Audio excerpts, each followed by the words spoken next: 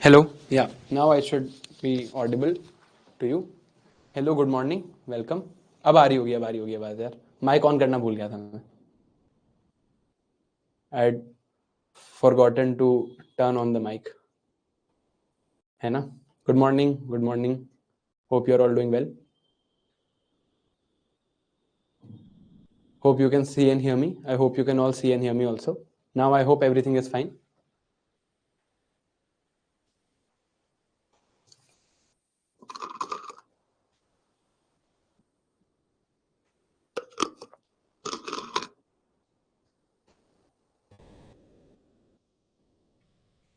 All right. So before we start off today, एक दो बातें करनी है आपसे. Then we'll start. Yeah. So I just wanted to talk to you about something which is, let's say, related to our capacity of doing work. ठीक है? It's not an economic concept. ठीक है? अब it's not an economic concept. It's just our capacity, human capacity of doing work. ठीक है? From when this year has started, I have been tracking my work hours, right? Not just for myself. वो काम तो मेरे को है ही और काम तो मैं करता ही हूँ अपना पूरा, but just to see how much amount of time it takes and how much it is possible to work. I've been tracking my work hours since this year has started, and on an average, I am able to put in 10 hours of work every day. Now this is not 10 hours of sitting in the office. ये वो 10 घंटे नहीं है where I'm actually sitting in the office. I sit in the office for 14 hours. This is work where my phone is on focus mode. Phone is on focus mode meaning, मैं अभी भी on करना भूल गया. Phone is on focus mode meaning that I cannot open anything else on my phone. I cannot really, put open Instagram or anything else or Telegram or whatever. No other app can be opened. Only the focus mode can be on. ठीक है? और ये करके भी ये जो focus mode के hours हैं, you can see my Instagram story today. वो यही post किया था मैंने यहाँ पे भी. These focus hours are exceeding 10 hours or are close to 10 hours every day, which means if I have to have 10 hours of focus, it means that I am actually sitting in the office for 12 to 13 hours. I come to the office around 9:30. I leave the office around 9:30, 10. ये रोज का schedule है. And कोई भी problem नहीं हो रही है. मतलब ठीक है, sometimes my mental health gets affected which is due to other reasons.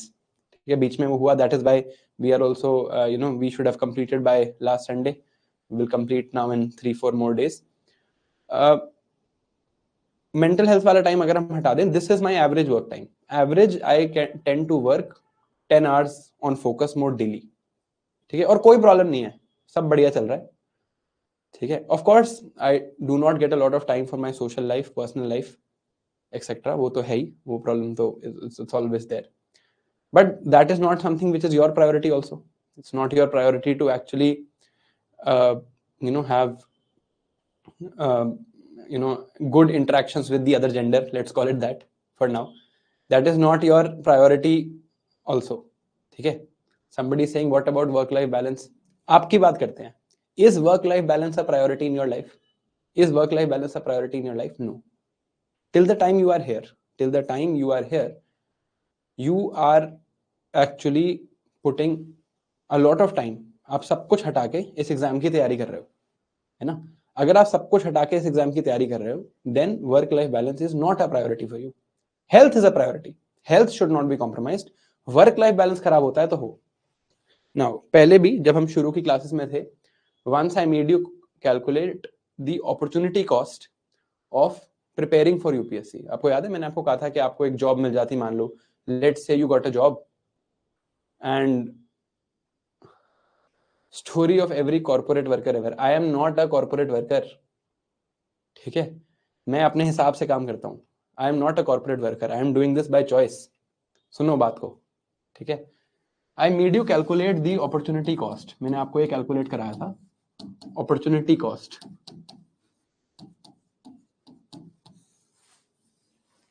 of preparing for UPSC. कैसे कैलकुलेट किया था? That if you were doing a job, let's say आपको जॉब करते हैं and your salary would have been 30,000 rupees, and you are now preparing for UPSC for 24 months. So we simply multiply 30,000 by 24 and get the idea of what our actual cost would have been. This would come out to be 7,20,000 rupees. अगर आप 2 साल से UPSC की preparation कर रहे हो और एक 30,000 की जॉब आप एक्सपेक्ट कर लेते हैं because you are a graduate and if you are decently articulate, आप यहां तक पहुंच जाते, even if you would not have started here, you would have reached here. ठीक है, this is your opportunity cost of actually preparing for this exam for 2 years. 2 साल आपने घर बैठ के यूपीएससी की तैयारी करी. This is your opportunity cost. So this is the cost of your time. ये जो आप टाइम यहां लगा रहे हो इसकी कॉस्ट ये है, right? And this is not a small amount. ये छोटा अमाउंट नहीं है. At least for me this is not a small amount. ठीक है, plus let's add what ever you spend here. आपने कुछ स्पेंड भी किया होगा यहाँ पे. You will spend on let's say this course. You will spend on if you are staying outside your house, you are spending on something there. You will spend on books, you will spend on notebooks, pens, etc etc. तो अगर हम इस expenditure को भी add कर लें तो this amount we can assume is close to 10 lakh rupees. ठीक है, तो अगर आप देखो you are actually giving up on 10 lakh rupees to prepare for this exam. So अगर आप 10 लाख रुपीस गिव अप कर रहे हो, you should use your time in the best possible manner. ठीक है, and I am not preaching here. मैं आपको preach नहीं कर रहा हूं ये कि आप ये करो. ठीक है, मैं आपको डेमोन्स्ट्रेट करता हूं कि मैं क्यों इतनी मेहनत कर रहा हूं, या मैं क्यों, मेहनत नहीं बोलना चाहिए इसको, why am I working so many hours, why do I work so many hours. आप कह रहे हो कि स्लीपिंग शेड्यूल क्या है, वर्क लाइफ बैलेंस नहीं है. ये अपॉर्चुनिटी कॉस्ट एक बार मेरे लिए कैलकुलेट करो. Just calculate this opportunity cost for me. What have I left, what is the next best alternative that I have given up to come here, right? What have I left? I have left the Indian Revenue Service. It is incalculable. इसकी opportunity cost आप calculate ही नहीं कर पाओगे. You will not be able to calculate the opportunity cost of this, of what I'm doing. So now it is income. तो money terms में तो calculable ही नहीं है. This can not be measured in money. This is not something that can B obtained in money. है ना, पैसे देखे तो ये नहीं ऑब्टेन हो सकता. ठीक है, एक आधा स्कैम हो जाता है, उस पे नहीं जाएंगे, but just kidding. This can not B obtained with money. है ना, so what I have left is invaluable. You can not value this. Since this is my opportunity cost, since this is my opportunity cost, I cannot falter on my work hours. I cannot falter on my work hours. मैं कम कर ही नहीं सकता अपने work hours, because then I will always feel if I am not doing my best here. मेरे दिमाग में क्या feeling आएगी? मेरे दिमाग में फीलिंग आएगी यार मैं यही कर लेता, ये तो मेरे हाथ में था. I have chosen to resign from this. ठीक है, I have chosen to resign from this. Okay, so the point here is, this is not a small amount for any of you. This is not a small amount for any of you, but this is not your true opportunity cost. If you work properly and you work hard, you can get something like this. You can work something like this. Now let us calculate the opportunity cost of you wasting your time. आप अगर Netflix देख रहे हो या आप time waste कर रहे हो, you are investing your time in flirting with the other gender. ठीक है, which is we'll talk about that also, उसकी भी बात करते हैं. But let's say you are wasting your time. Let's say you are wasting your time. ठीक है, you are giving up something close to this or some other service. यहाँ पे सारी सर्विसेज लिख देते हैं, IAS, IPS, IFS. If you are wasting your time, you are taking away your chance from this. आप इससे अपना चांस हटा रहे हो, right? So the cost of wasted time, ये तो है ही, ये तो कैलकुलेबल कॉस्ट है. This is incalculable cost. Therefore you should always put in your best foot forward. आप जितना कर सकते हो, every day when you are sleeping, you should be able to tell yourself that I have put in my best possible efforts. तभी ये worth it है, नहीं तो ये वर्थ इट नहीं है. नहीं तो आपको इसको छोड़ देना चाहिए. ठीक है, you should leave this. You should leave this preparation if you cannot sleep every day telling yourself कि यार I am putting in my best foot forward every day. I am being the best version of myself every day. ठीक है? I just wanted to show you this ताकि आपको समझ आए what is the magnitude of what you are actually compromising when you choose to waste your time. ठीक है? So any time when you are not doing the best learning possible, only thing that can be prioritized over this, ठीक है, life में priorities की बात करते हैं, only thing that can be prioritised over this is there are only two things, your health and your family. ये सबसे top पे है प्रायोरिटीज में, मेरे लिए भी. I think it is written in the wrong order. Family is 1, health is 2. ठीक है, मेरे लिए अगर मैं बात करूं तो फैमिली इज 1, हेल्थ इज 2. ठीक है, ये मेरी वो है. आपके कोई और प्रायोरिटी ऑर्डर हो सकता है, बट टॉप 2 ये दोनों होने चाहिए. 1 और 2 आप डिसाइड कर लो. Now if this is stopping you from not working, if this is stopping you from not working, it's still okay. It's understandable. You are taking rational economic decisions. But if anything else, like Instagram, like Reels, like let's say the other gender, or let's say relationships, are stopping you from achieving this, then it's not worth it. ठीक है, तो ये बात हमेशा याद रखना कि यहां टाइम स्पेंड करने की बहुत बड़ी कॉस्ट है. टाइम स्पेंड करने की ये कॉस्ट है, टाइम वेस्ट करने की ये कॉस्ट है. टाइम जब आप स्पेंड कर रहे हो तो आप इसके लिए काम कर रहे हो, and since this is much more valued than this, you can spend time here preparing. इसकी वैल्यू इससे बहुत ज्यादा है, तो आप टाइम प्रिपरेशन में स्पेंड कर सकते हो. It is a good decision. But if you are wasting time, then you are taking away from this, then it does not make sense और to spend your time here. है ना? अब जैसे आप, मैंने चैट जान के पब्लिक रखी थी, अब जो आप चैट में मजाक कर रहे हो इस टाइम पे, I can see it. I am not reacting to it, but I can see it. ठीक है, you are taking away your time from this. आपने सुना होगा ना, सीरियस एस्पिरेंट्स बहुत कम है. यही, this is what it means explained in economic terms. This is what it means in economic terms. Serious aspirants बहुत कम होते हैं who realize that this is their primary goal and any of this will waste their time. अब बात करते हैं इसकी, what should be your approach here. यहां पर क्या अप्रोच रखनी चाहिए आपको? What should be your approach here?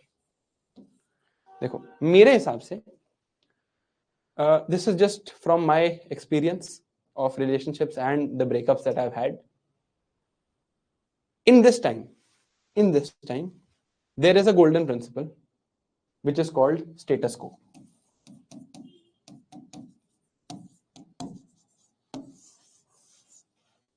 Meaning no new relationships and don't break off an old one.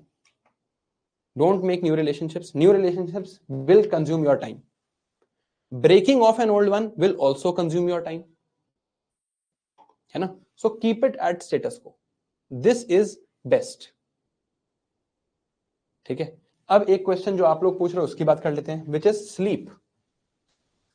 How many hours should you sleep?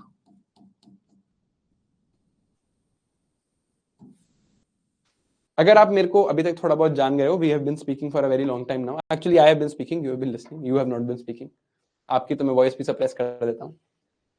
अगर आप मेरे को जान गए हो तो I will not give you an hour answer here. मैं आपको ये नहीं बोलूंगा इतने घंटे सो जाओ.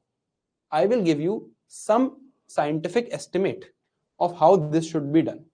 This is how I do everything in life.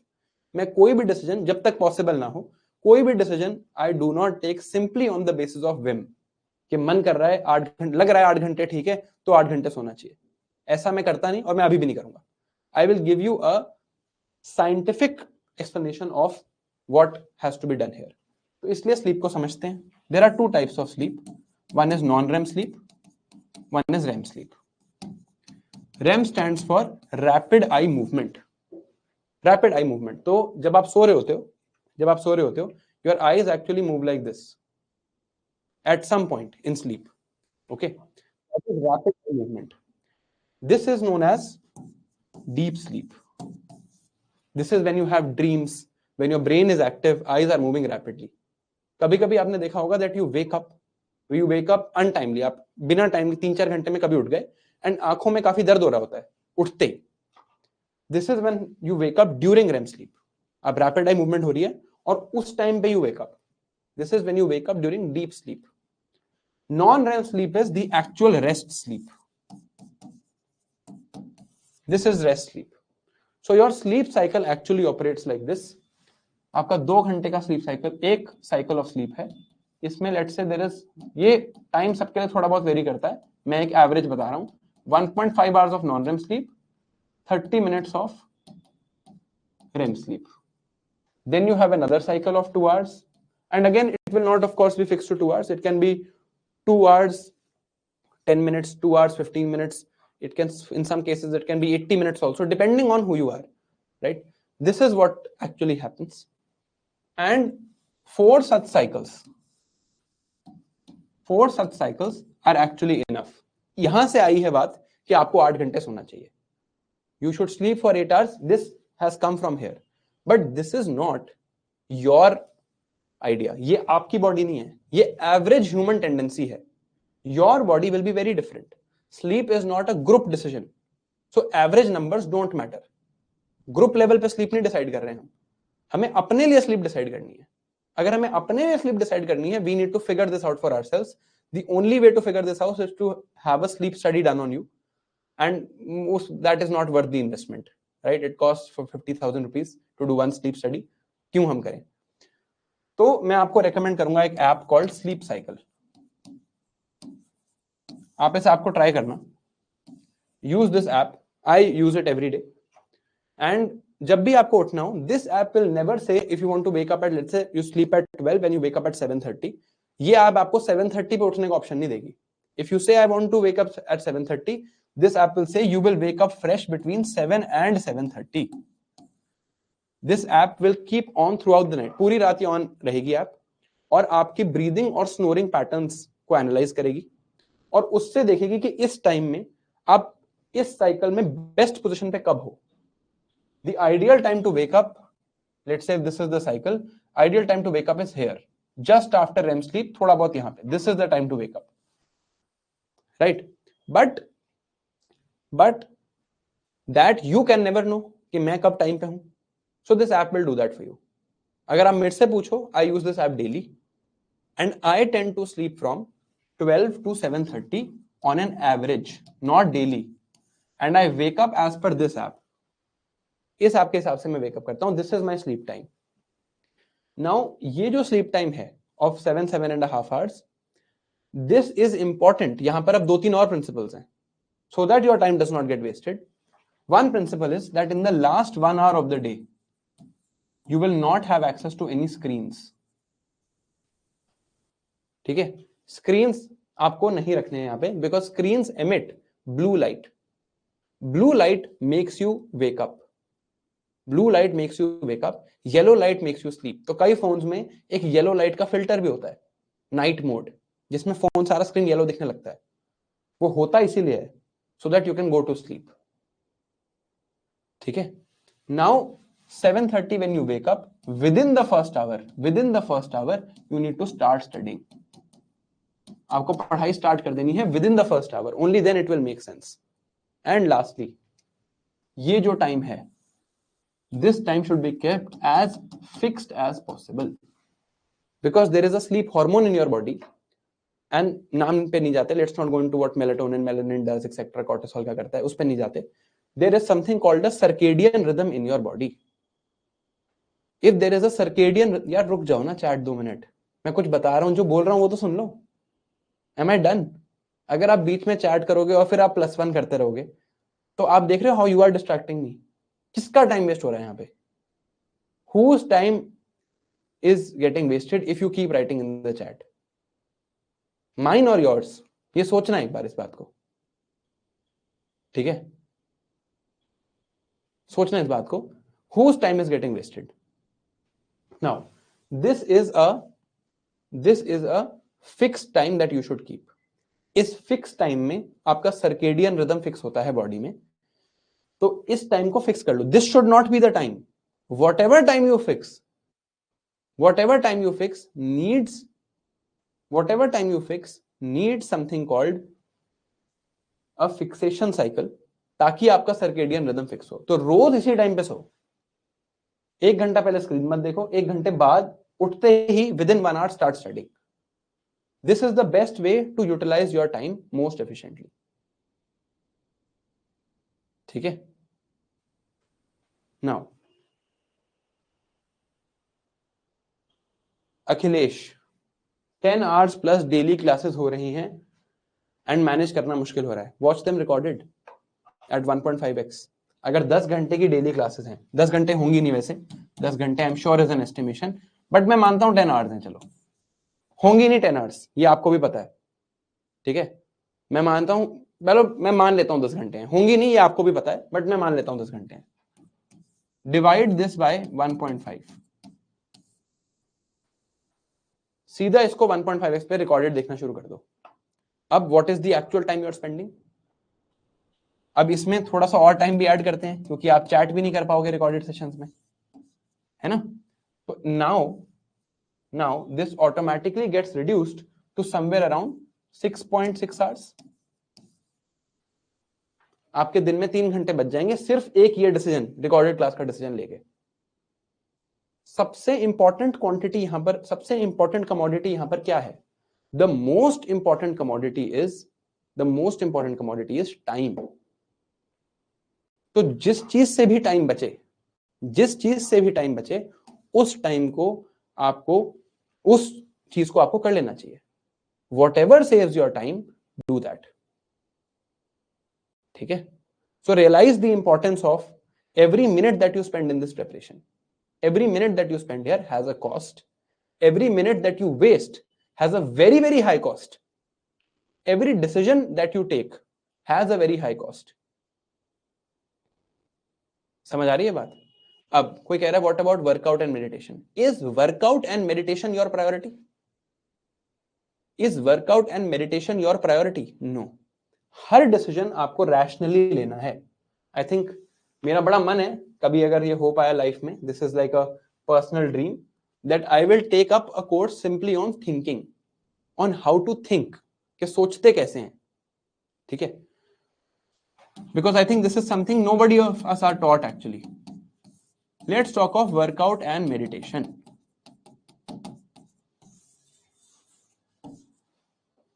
Is this your priority? No.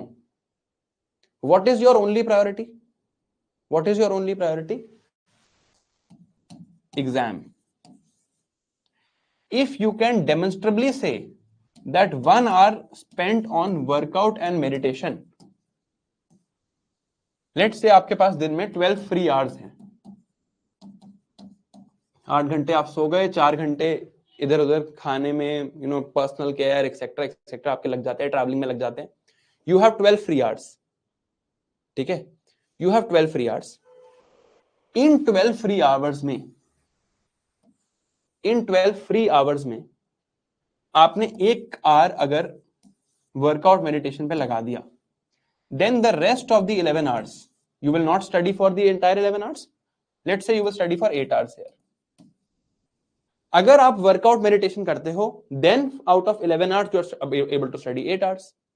अगर आप वर्कआउट मेडिटेशन नहीं करते हो, then out of 12 hours you should be able to study less than 8 hours.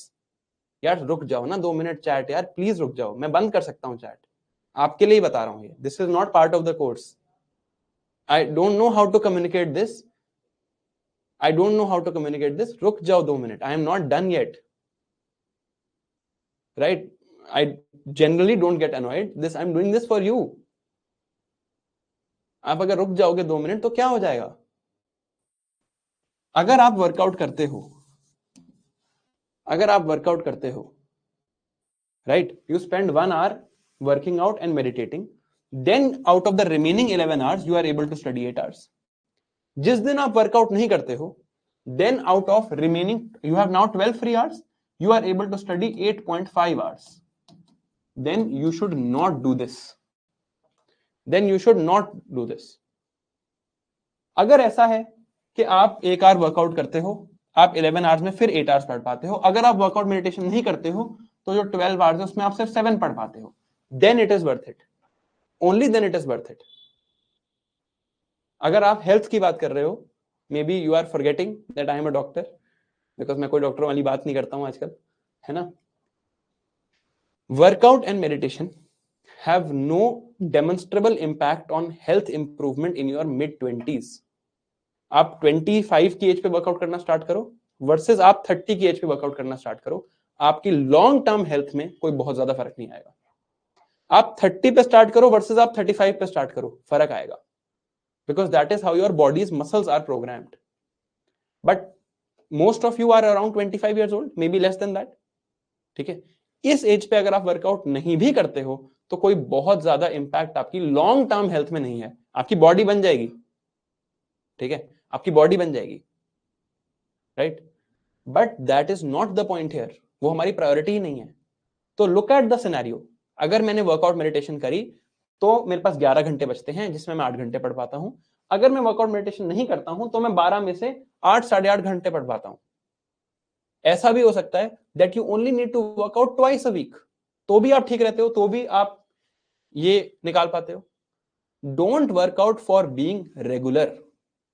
Regular workout करने के लिए या रेगुलर मेडिटेशन करने के लिए मेडिटेट मत करो। एक ही प्रायोरिटी है, एग्जाम के लिए मैक्सिमम टाइम निकालना। whatever helps you do that and calculate it scientifically, ठीक है। This was the message. आप खत्म करते हैं इसको और स्टार्ट करते हैं बजटिंग।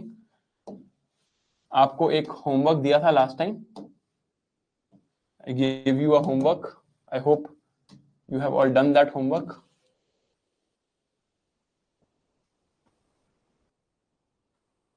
है ना,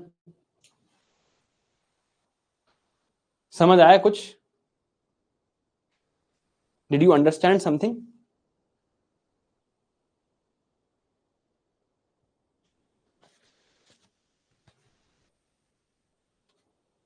ठीक है, decision making should be scientific. Your decision making should be scientific. ऐसा नहीं कि मेरे को वर्कआउट किसी ने बोल दिया, वर्कआउट सुनने में अच्छा लगता है तो वर्कआउट कर रहे हैं, नहीं। Make a scientific decision and demonstrate that. Demonstrate करके साइंटिफिक डिसीजन लो, not like this, not like this, ठीक है। चलो लेट्स स्टार्ट। हमने कल ये बात की थी that we will start with government budgeting. Budgeting का मतलब क्या होता है ये हमने कल समझा था। What is the meaning of the word budgeting? This we understood yesterday. Budgeting means accounting for the future, accounting for the future, ठीक है। Now if you are accounting for the future, you have to plan the source of income and you have to plan the expenditure in future। आप आगे के लिए, future के लिए plan कर रहे हो what will be your expenditure, and आप फ्यूचर के लिए प्लान कर रहे हो what will be your income। in the next 1 year I will receive 100 rupees and I will spend this much। this is accounting done for the future। अब क्यों government को ऐसे करना पड़ता है? why can't government operate in real time? why does the government need to plan? because government needs authorization from the parliament। Government को parliament से authorization चाहिए to spend money and to take money. Government can not take authorization every month. Government हर month authorization नहीं ले सकती parliament के से कि नेक्स्ट मंथ के लिए ये हमारा खर्चा है और ये हम टैक्स लेंगे, फिर next month again, then next month again. This is a costly process. Passing the budget even once cost the government a lot of money। parliament will run, parliamentarians will come, etc, everything will happen, so it is itself a costly process। I'll just open the class on my phone ताकि अगर कोई video audio में दिक्कत हो तो मुझे भी दिख जाए। just 1 second, इसलिए चैट बंद कर दिया मैंने। just 1 second।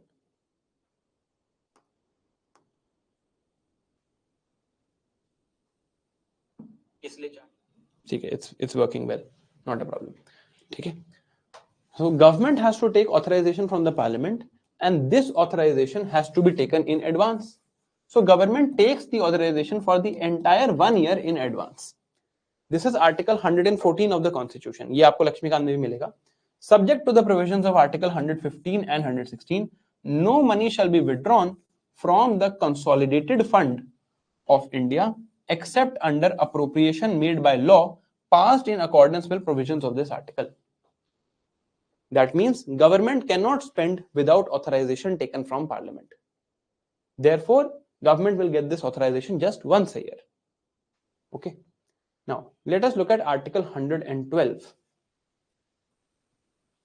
The president shall, in respect of every financial year, let's understand what financial year means. Financial year starts from 1st April and goes on till 31st March. Financial year is different, calendar year is different. Financial year starts from 1st April. All calculations of financial things, for example, a company's profits, company's revenues, a government's expenditure, government's revenues are all calculated with respect to the financial year. Okay? Now, President, in respect of every financial year, shall cause to be laid before both houses of parliament the statement of estimated receipts and expenditures of the government of India for that year. In this part referred to as annual financial statement. This is Article 112. क्या कह रहा है ये article? That we will lay down something called an annual financial statement where we will estimate, we will tell you the expected credit to our account. Credit to account मतलब money coming into our account, and debit meaning money going out of our account. Don't think of this credit as credit card. ये loan वाला credit नहीं है, ये revenue and expenditure है. Expected revenue and expected expenditure of the next financial year. अभी इस साल budget आने वाली है. Budget will be presented on 1st February. The budget that will be presented on 1st February 2025 will be for the financial year that starts on 1st April 2025 and ends on 31st March 2026. इस year के लिए हम budget present करेंगे on 1st February. What will the Honorable Finance Minister say on 1st February? She will be estimating the receipts, what money government is going to collect, and what money government is going to spend in this duration on this date. यहाँ estimated लिखा है, it is for the future. That is why budgeting is done for the future. The word budget, ये word budget, ये constitution में mentioned नहीं है. This is just what we use. The word budget is not there in the Indian constitution. Only the word annual financial statement is there. Now, when this authorization from the parliament is done in advance, it is called the exercise of budgeting. ये बात समझ आई? Advance में क्यों authorization लेनी है? Advance में authorization इसलिए लेनी है because you can't take it every month. ये खुद में ही costly process है. तो एक बारी में authorization ले लेते हैं for the entire financial year as it is written in the constitution. ये constitution का direct screenshot है article 112.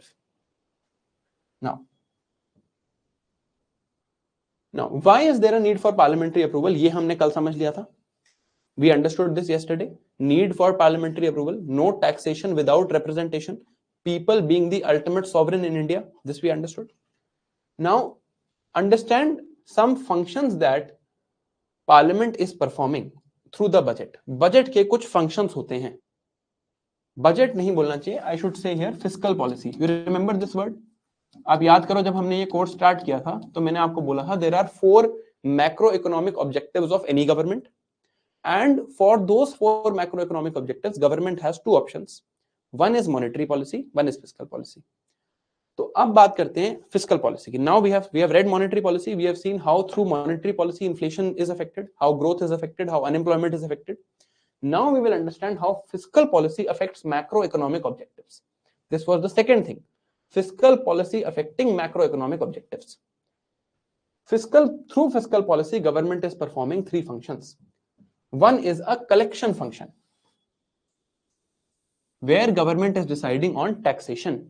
Government is collecting tax. How this is done in parliament, ये आपने लक्ष्मीकांत के चैप्टर से पढ़ना है. पॉलिटी वाली चीज मैं यहाँ नहीं पढ़ाऊंगा, ठीक है? या फिर आप अपनी पॉलिटी क्लासेस जो I am sure Modit Gupta sir, I have actually seen it, Modit Gupta sir ने बहुत अच्छे से पढ़ाया है. So you can see that classes if you are part of our foundation course. वो classes आपकी होंगी. अगर आप 2026 के लिए पढ़ रहे हैं, 2025 के लिए पढ़ रहे हैं तो already हो चुकी हैं.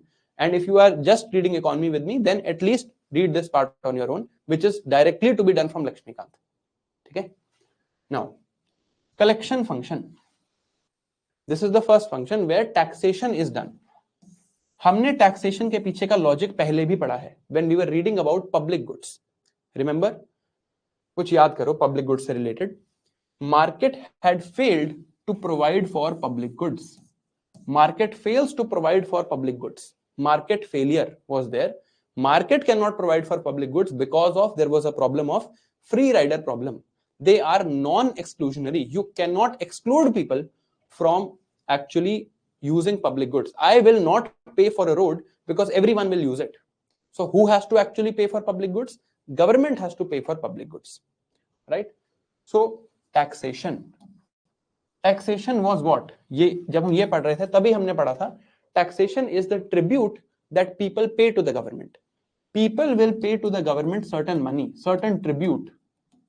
Government will give to the people public goods. That is all that the government is for. Government का इतना ही काम है. We pay certain tribute. Government will give us public goods.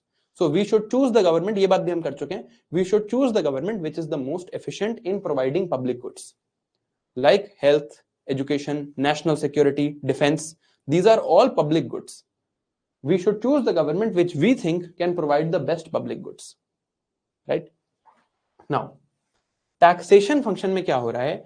People are paying tribute to the government and they want to consume public goods. मैं चाहता हूं मुझे security मिले, defense मिले, education मिले, health मिले, अच्छी roads मिले, electricity मिले. उसके लिए I am paying some tribute to the government. Now, whatever public goods the government chooses to provide will be for everyone. ये सबके लिए होंगे. These will not be simply for those who are paying tax. तो taxation का function और provision of public good का function इनमें आपस में कोई linkage नहीं है. Understand this carefully. जो government को मैं tax दे रहा हूं, I am giving tax to the government. That taxation is taken from those who are capable. Public goods are provided to everyone.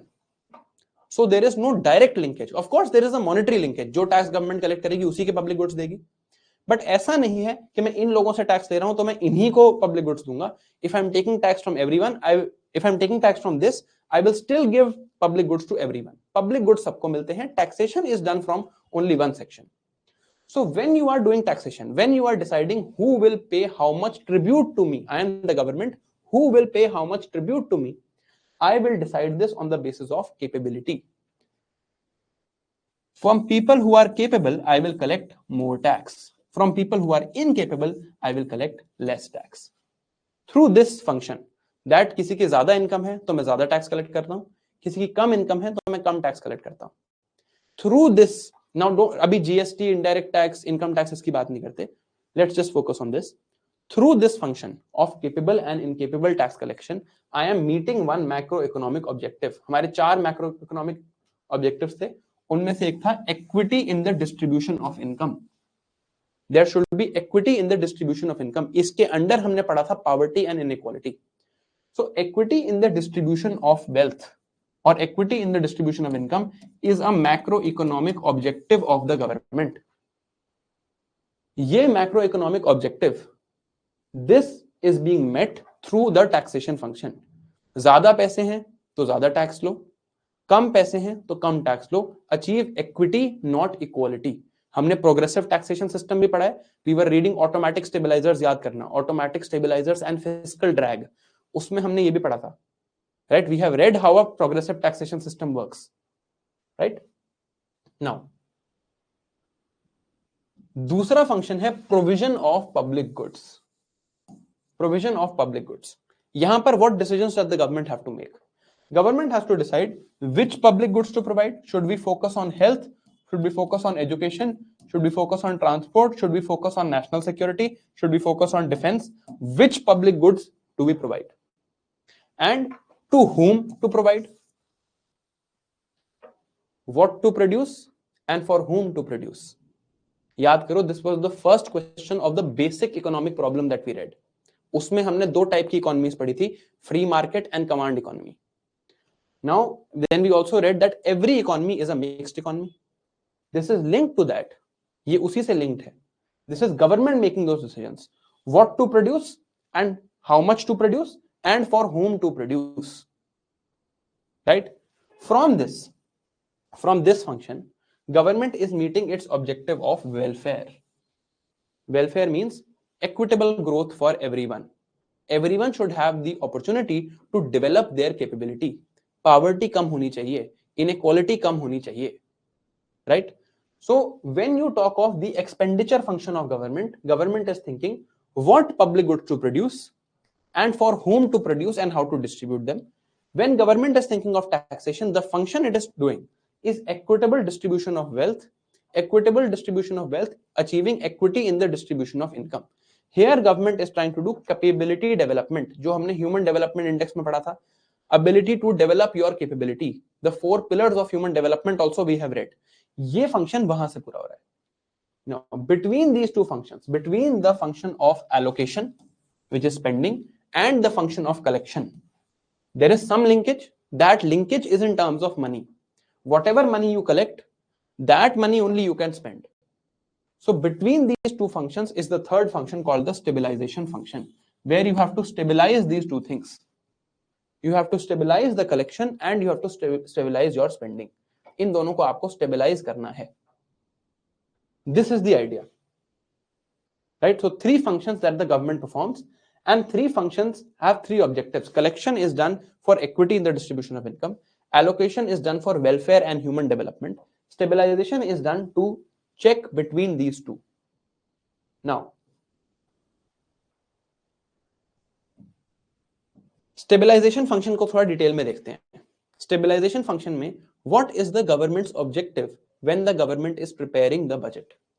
Government का objective क्या है? Government का two-fold objective है. Actually government का एक ही objective है and that becomes two-fold. जब government budget collect कर रही है,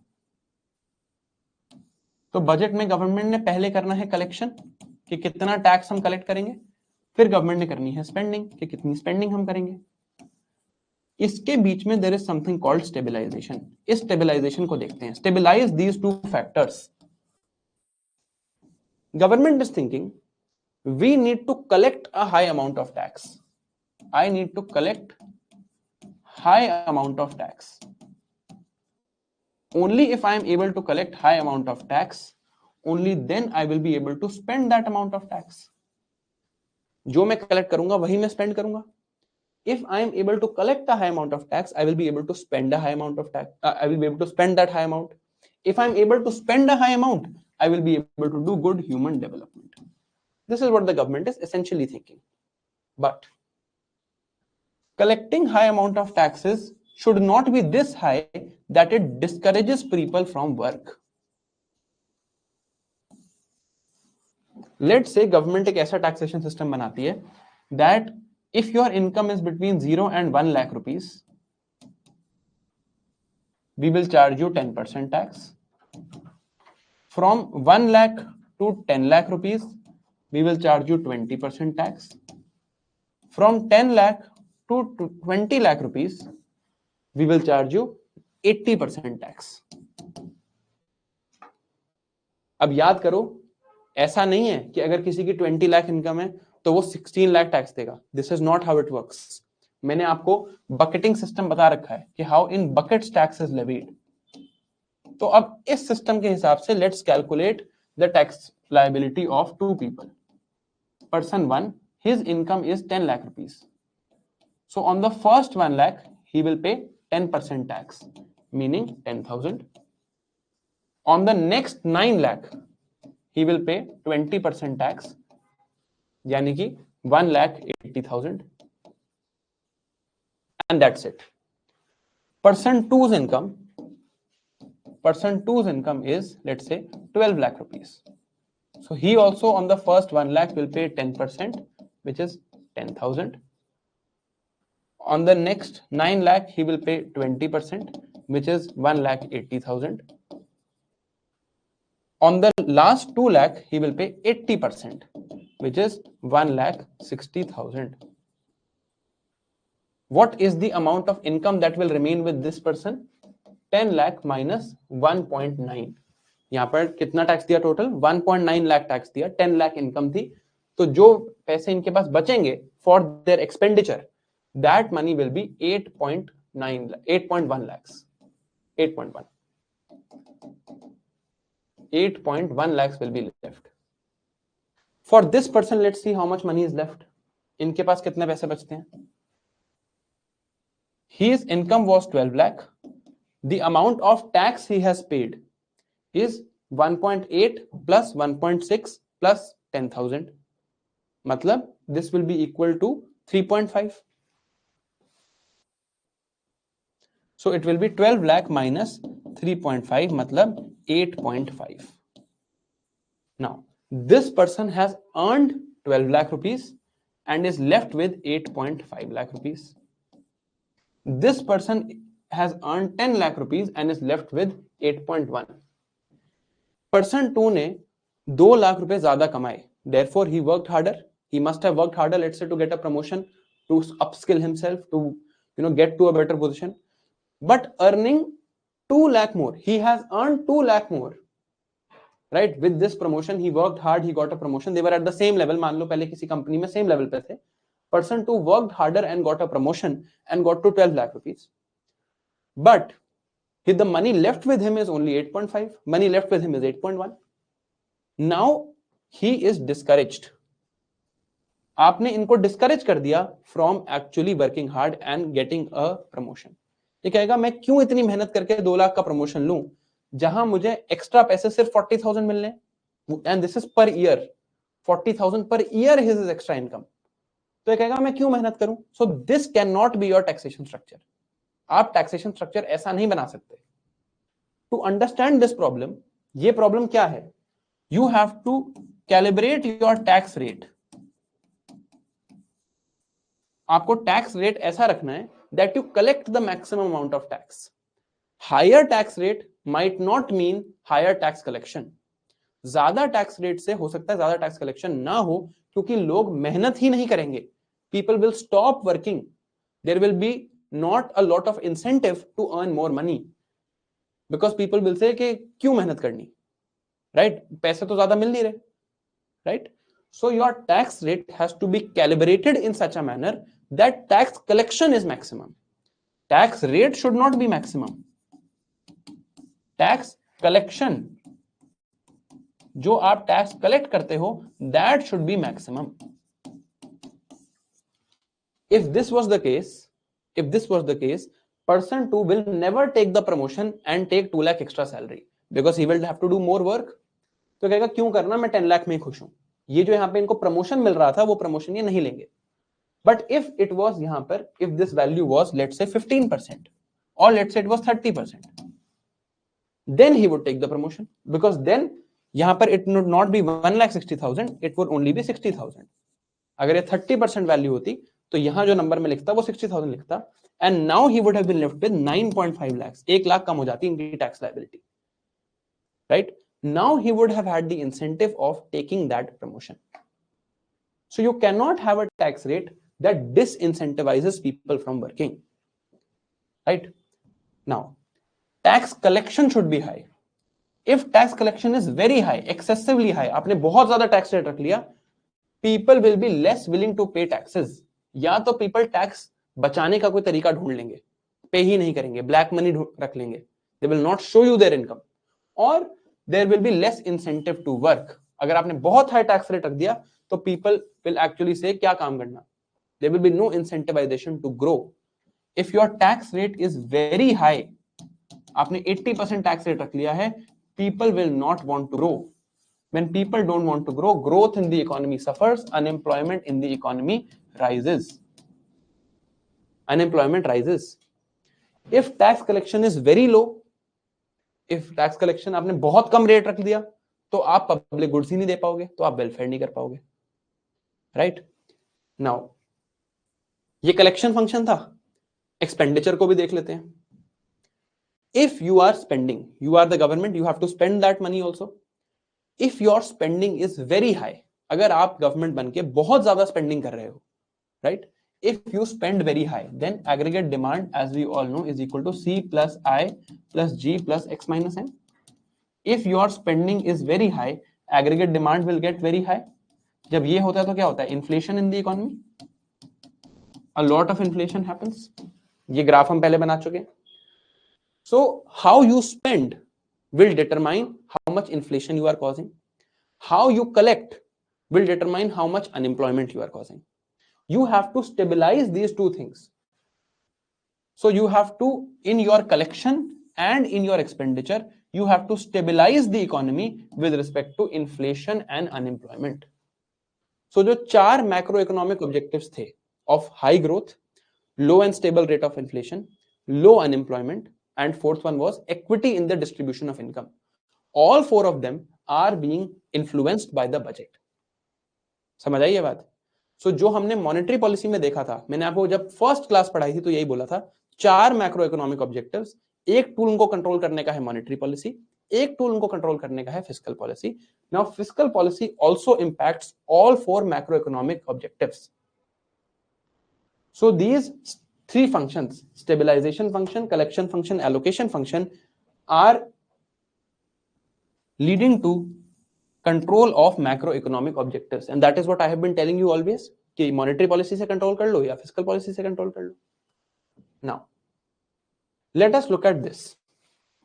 This is called the Laffer curve, made by an economist whose name is Laffer. इन्होंने एक कर्व बनाया to understand how taxation rates work. इन्होंने कहा that this is on one side government revenue, ये government का रेवेन्यू है, what government collects, and this is taxation rate. इन्होंने कहा कि अगर आप टैक्सेशन रेट को जीरो रखोगे तो government will collect no money. इसको यहां बनाते हैं. This curve is called Laffer curve. Laffer curve discusses one side tax collection, how much tax you will collect, on the other side tax rates. If your tax rates are zero, आपने 0% tax rate रखा है, your collection will be zero. As you keep increasing the tax rate, आपने मान लो 30% कर दिया tax rate, this figure will increase. आपने 50% कर दिया tax rate, this figure will increase. Now if you increase the tax rate beyond a figure, ये 30-50 सिर्फ illustration के लिए हैं, ये हर कंट्री के लिए अलग होगा.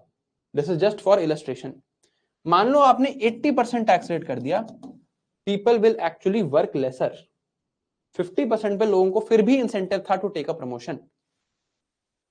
50% पे there was still an incentive to take a promotion. अब इंसेंटिव नहीं है. At 80% people will say promotion ही मत लो, काम ही मत करो, because इतना तो टैक्स देना पड़ रहा है. तो it will come down. If you keep your tax rate at 100%, मान लो आपने कहा whatever you earn we will tax, nobody will work. आप दूसरों के लिए काम थोड़ी करोगे, या आपने जो भी काम किया हम 100% टैक्स ले लेंगे. So again it will come down to zero. So the graph of tax collection versus tax rate, tax collection versus tax rate is known as Laffer curve. Now the job of the government is to find, through studies we have to find कि ये जो highest point of tax collection है, at this point, let's call it T1, at this highest point of tax collection, what is the tax rate? क्या tax rate हम रखें कि highest tax collection हो पाए? ये सिर्फ एग्जांपल के लिए यहां 50% बनाया है. This would be different for every country. किसी कंट्री का हो सकता है कि लैफर कर्व थोड़ा डिफरेंट दिखे. It looks something like this.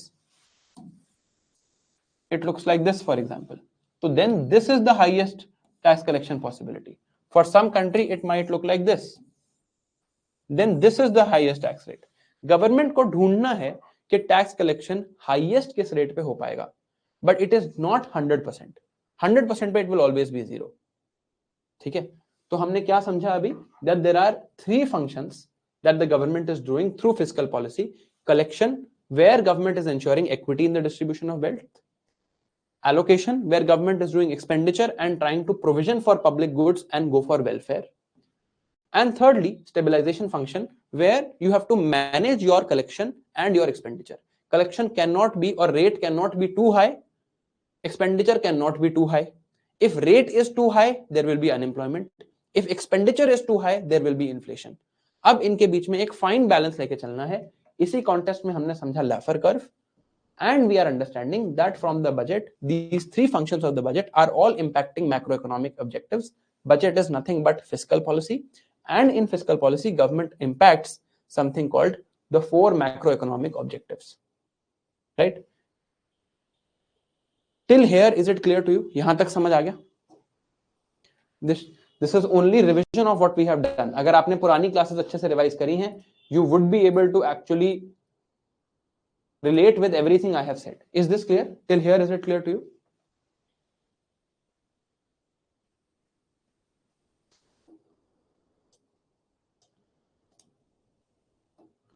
ठीक है.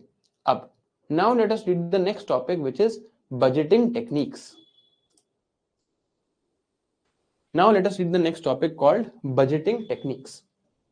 1 मिनट का ब्रेक लेते हैं. Actually 2 minute. I need to just go and get a cup of coffee. Let's take a small break. I'll just continue from here only. Budgeting techniques से continue करेंगे.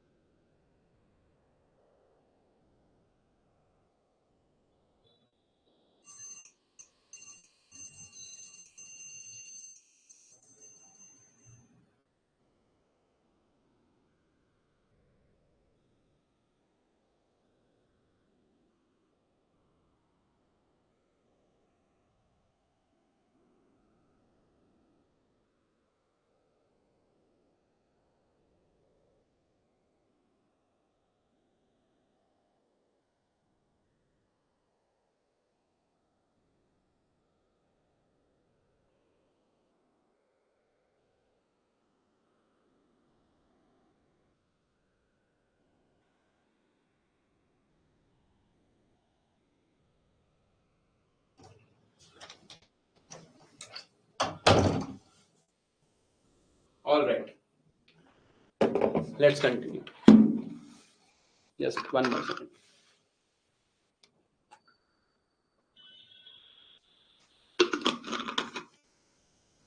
Okay, let's continue. So now let us understand the process of budgeting. How does government do budgeting? Budgeting होती कैसे है ये समझते हैं. Now this is something that is a very important topic in economics optional, also very important topic in public administration optional. और दोनों जगह ही ये चीजें, this is what I've heard, I don't know for sure, but दोनों जगह ही ये चीजें detail में नहीं पढ़ाई जाती. These things are not taught in detail in both those optionals, क्योंकि ऑप्शनल में क्वेश्चन भी आते हैं but nobody teaches them in detail. जितना वहां पढ़ाया जाता है उतना मैं आपको पढ़ा दूंगा. ठीक है. Now methods of preparation of budget. Budget is accounting for the future.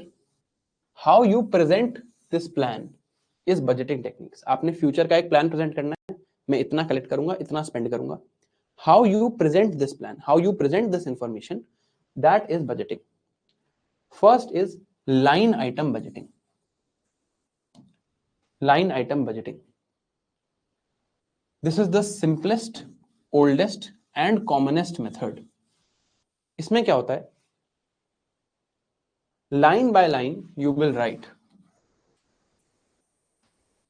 On transportation, government will spend this much. On vaccination, government will spend this much. On defense procurement, government will spend this much. On salaries, government will spend this much. ठीक है. ऐसे करके on electricity, government will spend this much. आप ऐसे करके सारा लिख देते हो. Now, what is the problem of this method? This was the original method we were following in India also. This is the most basic method. अब problem क्या है? Let's say you wrote that in transportation, government will spend 100 crores this year. Government will spend 100 crores on transportation this year. ठीक है. इसमें problem क्या है? What is the problem in this method? Transportation is not something that we can actually understand कि किस purpose के लिए की जा रही है. This budget is presented to parliament. ये आपने पार्लियामेंट को प्रेजेंट करना है. पार्लियामेंट में कौन बैठा है? People's representatives who have been elected by people. So effectively you are presenting your plan to the people. हम भी पढ़ सकते हैं बजट. मैं आज आपको लास्ट ईयर की बजट खोल के पढ़ाऊंगा भी, दिखाऊंगा भी how the budget is actually given in parliament. अब this is the plan we are giving to the people through people's representatives. हम ultimately लोगों को ये प्लान दे रहे हैं. So this is an exercise in transparency. आप लोगों के सामने ट्रांसपेरेंट होना चाहते हो कि हमने आपसे टैक्स कलेक्ट किया है, उस टैक्स को हम ऐसे खर्च करेंगे. अगर आपने लिखा ट्रांसपोर्टेशन के लिए आई am spending 100 crore, this means nothing. जो भी आपका वैक्सीनेशन का प्रोग्राम होगा उसमें भी ट्रांसपोर्टेशन इन्वॉल्व होगी, लोग यहां से वहां जाएंगे. जो आपका एजुकेशन का प्रोग्राम होगा उसमें भी ट्रांसपोर्टेशन होगी. जो आपका हेल्थ का प्रोग्राम होगा उसमें भी ट्रांसपोर्टेशन होगी. So in this method, although all the information is given line by line, item by item, you are giving the area of expenditure. आप क्या एक्सपेंडिचर करने वाले हो लाइन बाय लाइन आप बता देते हो. It is very detailed. It is excessively detailed exercise. The problem is there is too much data with too less information. Data बहुत है, but the information that a normal person can extract from this is very low. How do I know that this transportation, if government has written 100 crores, how much of this transportation is actually for health, for education, for movement of ministers, for VIP events? मुझे कुछ नहीं पता चल रहा. Example देता हूं. Let's say you decide to watch a movie. You are budgeting for yourself. हम एक पर्सनल बजट बना रहे हैं और हमने डिसाइड किया कि हम नेक्स्ट मंथ एक मूवी देखने जाएंगे. Now you have decided to watch a movie. This is your budgeting, that you are planning that next month I will receive this much money. In my expenditure, one is watching a movie. इस movie में one way to present it is on ticketing. I will spend 20 rupees, let's say, या 200 rupees. On transportation, I will spend 200 rupees. On popcorn, I will spend 100 rupees. और popcorn की जगह आप लिख देते हो food. अब आप अपनी नेक्स्ट मंथ की बजटिंग कर रहे हो. आप सिर्फ मूवी देखने तो जाओगे नहीं. You are also going to coaching. आप कोचिंग करने भी जा रहे हो. आप यहां लिखते हो नाउ कोचिंग में भी आप प्लान करते हो, आप कहते हो कि कोचिंग में भी मैं जाऊंगा, I will travel, so for travel to coaching it will cost me 1000 rupees. तो आप ऐसे नहीं प्रेजेंट कर रहे हो, आप यहीं पर 200 प्लस 1000 लिख देते हो। कोचिंग पे जाओगे, आप खाना भी खाओगे for the normal month, you will also have your own food, let's say you will spend 2000 rupees on food, तो आप लिख देते हो, आप जो फाइनल बजट प्रेजेंट करते हो आप लिखते हो 1000 plus 2000। You will buy some books for studying, आप बुक्स खरीदोगे फॉर स्टडिंग, तो on these books let's say you spend 500 rupees. You will also buy some novels, let's say आप कोई नॉवेल्स लेते हो फॉर फन, तो आप यहां पे स्पेंड करते हो 500 रुपीज। अब जो आप बजट प्रेजेंट करते हो आप ऐसे नहीं प्रेजेंट कर रहे हो, you are not saying that okay well movie I am spending on this, in coaching I am spending on this, you are simply presenting in this manner। जो बजट आप एक्चुअली प्रेजेंट करते हो वो कैसे दिखती है, that looks like this, on ticketing I will spend 200, on transport I will spend 2000, on books I will spend 1000, on food I will spend 1500। now from this can your parents tell you कि आपने movie पे खर्च किया या books पे, novels पे खर्च किया? आपने नहीं लिखा, आपने सिर्फ आइटम्स लिख दिए, these are the items I am spending on and this is the money I am spending on. Information सारी है, बहुत डिटेल में है, but from this information can you actually extract this information? No. And useful information क्या है? Useful information ये है, जो आपने यहां मूवी के लिए कैब राइड ली, यहां आपने 200 रुपीज की एक कैब राइड ली, फिर आप मूवी देखने गए, जो आपने कैब राइड ली it is actually expenditure for movie. ये एक्सपेंडिचर जो आपने 200 रुपए यहां कैब पे खर्च किया, ये मूवी का एक्सपेंडिचर है, but you have written it like this. आप अपने पेरेंट्स को ये बजट दिखाते हो कि देखो ये मेरी बजट है, now give me money for next month. So your parents will से कि इससे तो हमें कुछ समझ ही नहीं आ रहा। So what is the problem here? Too much detailed exercise, lot of data with two less information. Data बहुत सारा है, इंफॉर्मेशन बहुत कम है। This was the oldest form, line item budgeting. But does the public understand anything from this? Same चीज आपको अपने logic में लगना है, तो आपके पेरेंट्स आपको पैसे देते हैं, parents are the public and you are the government. आपने ऐसे लिख के पेरेंट्स को बताया नेक्स्ट मंथ में मैं इन चीजों पे खर्च करूंगा। Do your parents understand anything? No. Your parents will say ऐसे मत बताओ, tell me what you will do activity by activity. Movie पे कितना कैसा खर्चा है, एंटरटेनमेंट पे कितना है, स्टडिंग पे कितना है, फन पे कितना है, अलग अलग बताओ, एक्टिविटी बाय एक्टिविटी बताओ, ऐसे मत बताओ। This was line item budgeting. Government की जो एक्टिविटीज हैं वो क्या हैं? They are programmes, they are programmes. So then a new process of budgeting was incorporated. पहले ये था line item budgeting, then a new process of budgeting came.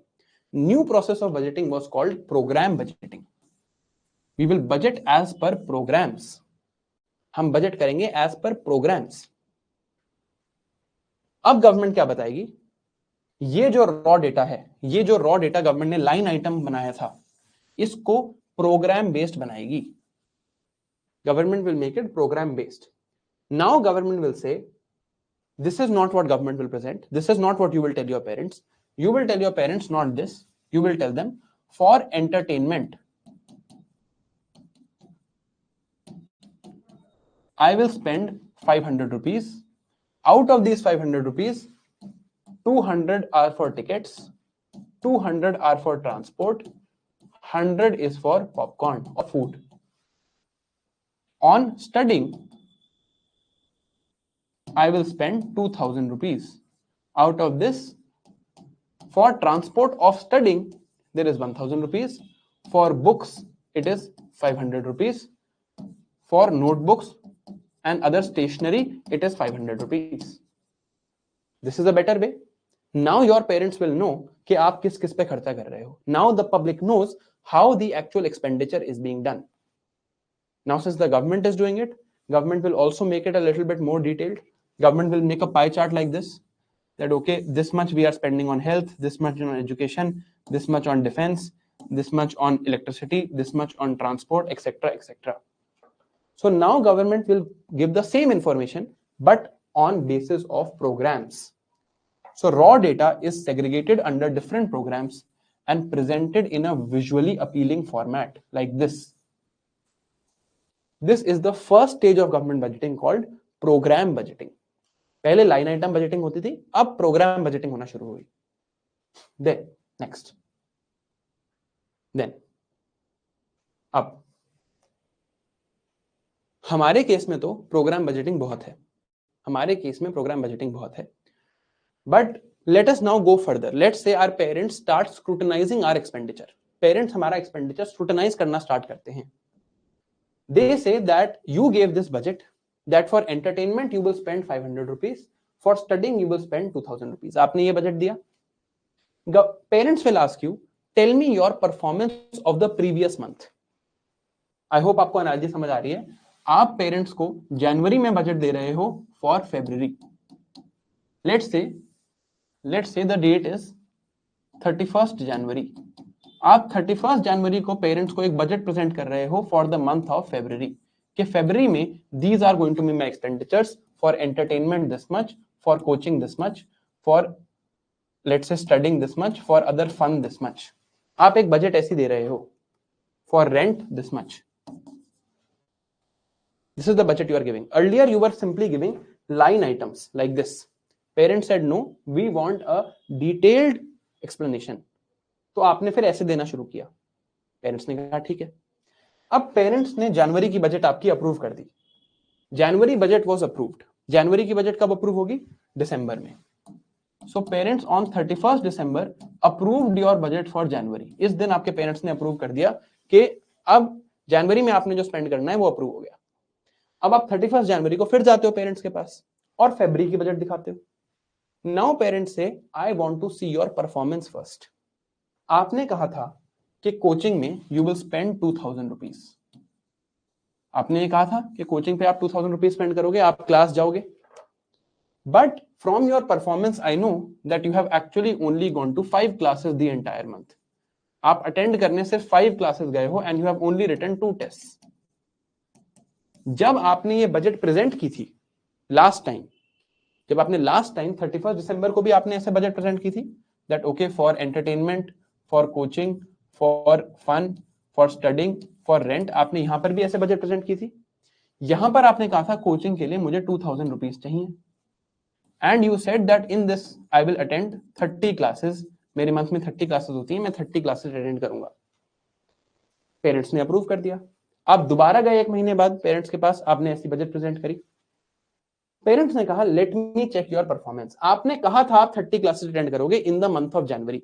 In the month of January you said you will attend 30 classes, but we know that you have only attended 5 classes. तो जो आप कह रहे थे, this was what you had said you will do and this is your actual performance. Parents कहते this does not match up. And since this does not match up, now we will not give you 2000 rupees for coaching. Because जो हम पैसे दे रहे हैं आप वो spend ही नहीं कर रहे हो ढंग से. Right? So अब क्या होगा? अब होगा performance budgeting. You will analyze the budget. You will prepare the budget. You will ensure that it is efficient. It is the hard-earned money of your parents. It is the hard-earned money of the public. Hard-earned money of the public is there. Right? Hard earn money of the public is there. उस hard earn money को अगर government को spend करना है, government has to ensure that that expenditure is efficient. तो government अब performance दिखाएगी. अब इसी चीज को गवर्नमेंट लेवल पे देखते हैं. गवर्नमेंट लेवल पे देखते हैं इसी चीज को. Government last year said that we want 1000 crores for education. Why do we want these 1000 crores? Because we want to build 100 schools. You want 1000 crores for education because we want to build 100 schools. Public approved this budget. Parliament approved this budget. Parliament said, okay, take this money. Next year, when the budget is being prepared, now the previous performance will be checked. Government will check its previous performance. Previous performance is that for 1000 crores, you have spent all of 1000 crores. आपने खर्चा तो सारा कर दिया, but the actual schools that were built were only 20. That means your budget was not efficient. आपने budget ढंग से prepare नहीं करी थी। आपने 1000 करोड़ खर्च तो कर दिए। You were supposed to create 100 schools, you have only created 20 schools. So what is your efficiency here? Your efficiency is 20 schools, but your actual efficiency, you 100% would have been if you created 100 schools. Your actual efficiency is 20 by 100, 20%. आप जो बोलते हो उसका आप केवल 20% कर पाते हो, right? So next year, now your budget will be analyzed and you will not be given the same money. Now let's make it a little bit more closer to the actual process. How is the budget made? ये आपने शायद लक्ष्मीकांत के chapter में पढ़ा हो, नहीं पढ़ा हो तो मैं ब्रीफ में बता देता हूं। Budget is made by the finance ministry. Finance ministry prepares the budget. Finance ministry को various other ministries will come. Health ministry, education ministry, transport ministry, defense ministry, various other ministries will come to the finance ministry, and to the finance ministry they will give these proposals. Finance ministry will analyze the proposals given by various ministries and then allocate money to them. They will say, for example, education ministry is saying that we want 1000 crore rupees to build 100 schools. Okay, this is what education ministry says. Finance ministry approves it. Next year education ministry comes and says again we want 1000 crores to build 100 schools. Now finance ministry will say यार last year आपने ये कहा था, tell me your performance, बताओ आपने कैसे perform किया. Education ministry will say we spent all the money, we were only able to make 20 schools. Finance ministry will now say, now this is wasted expenditure. You are wasteful in your spending. आपको spend करना नहीं आता, आप ढंग से spend नहीं करते. I will not give you 1000 crore this year. I will not agree to your demand. मैं आपकी demand अब scale down करूंगा. I will give you money as per me. I will scale down your demand. Understand this process. Finance minister is sitting here. Various ministers are coming and asking for money. The money collected, जो पैसे collect हुए हैं as tax, let's say that collection is 10,000 crores. 10,000 crores is collected. ठीक है. Here जो demands हैं, these are the demands by various ministries. Demands, जो total demands हैं, हर ministry चाहेगी कि मुझे maximum पैसा मिले. Then that ministry will be able to be more powerful. जितने पैसे जिस ministry के पास, उतनी उस ministry की power, the more programs it can run. Demands are, let's say, of 20,000 crores. Now there has to be a way for the finance ministry to say किसको पैसा मिलेगा और किसको नहीं मिलेगा. Let's say your parents have 5 kids, all are demanding money. Parents will check performance of these 5 kids. Parents will check, finance ministry will check who is performing in what manner. Then if you are efficient you will get money, if you are not efficient you will not get money.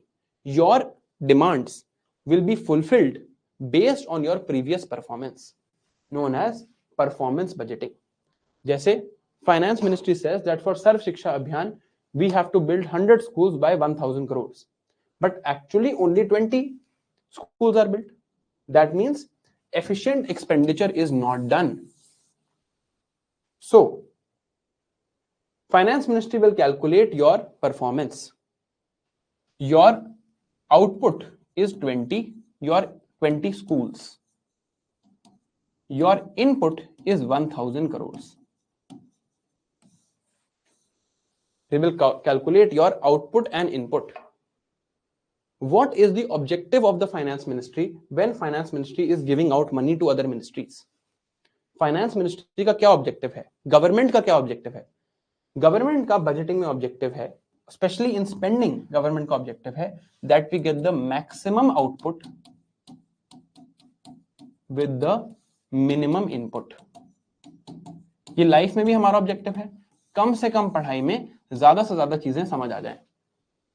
maximum output for minimum input. This is the objective of the finance ministry. So finance ministry will analyze the performance of various other ministries on the basis of this parameter, maximum output, minimum input. जब ये हो जाएगा, when this happens, then ministry will allocate that okay, education ministry is not doing well, तो ये जो पैसे मांगते हैं इनको देने की जरूरत नहीं है, they are not efficient. Defense ministry is very efficient, तो इनको पैसे दो. This process is called performance budgeting. We are taking efficiency into account while preparing the next budget. Last year की performance देख के अब इस साल की मैं देख रहा हूं. And how am I analyzing the efficiency? How am I analyzing the performance? I am analyzing the performance on the basis of input and output. कितना input, कितना output. Is this clear? ये आपको समझ आया? बस yes no लिख देना. Is this clear? कि क्या हो रहा है यहां पे? Efficiency is being taken into account.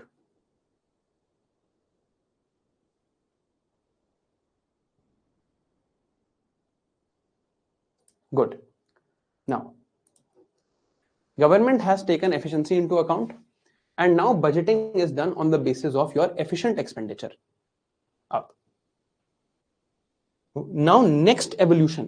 तो हमने अभी तक हम evolution देख रहे हैं बजटिंग का. सबसे पहले था लाइन आइटम, फिर था प्रोग्राम बजटिंग, अब आया performance budgeting. Performance budgeting based on output. कितना आउटपुट आता है, maximum output should be there for minimum input. ये हम क्यों कर रहे हैं? पब्लिक का हार्ड अर्न मनी है. हार्ड अर्न मनी का आपने टैक्स लिया, आप उसको खर्च कर रहे हो. You need to have maximum output for minimum input. Now next stage or next evolution in the process of budgeting is something called outcome budgeting. Outcome budgeting.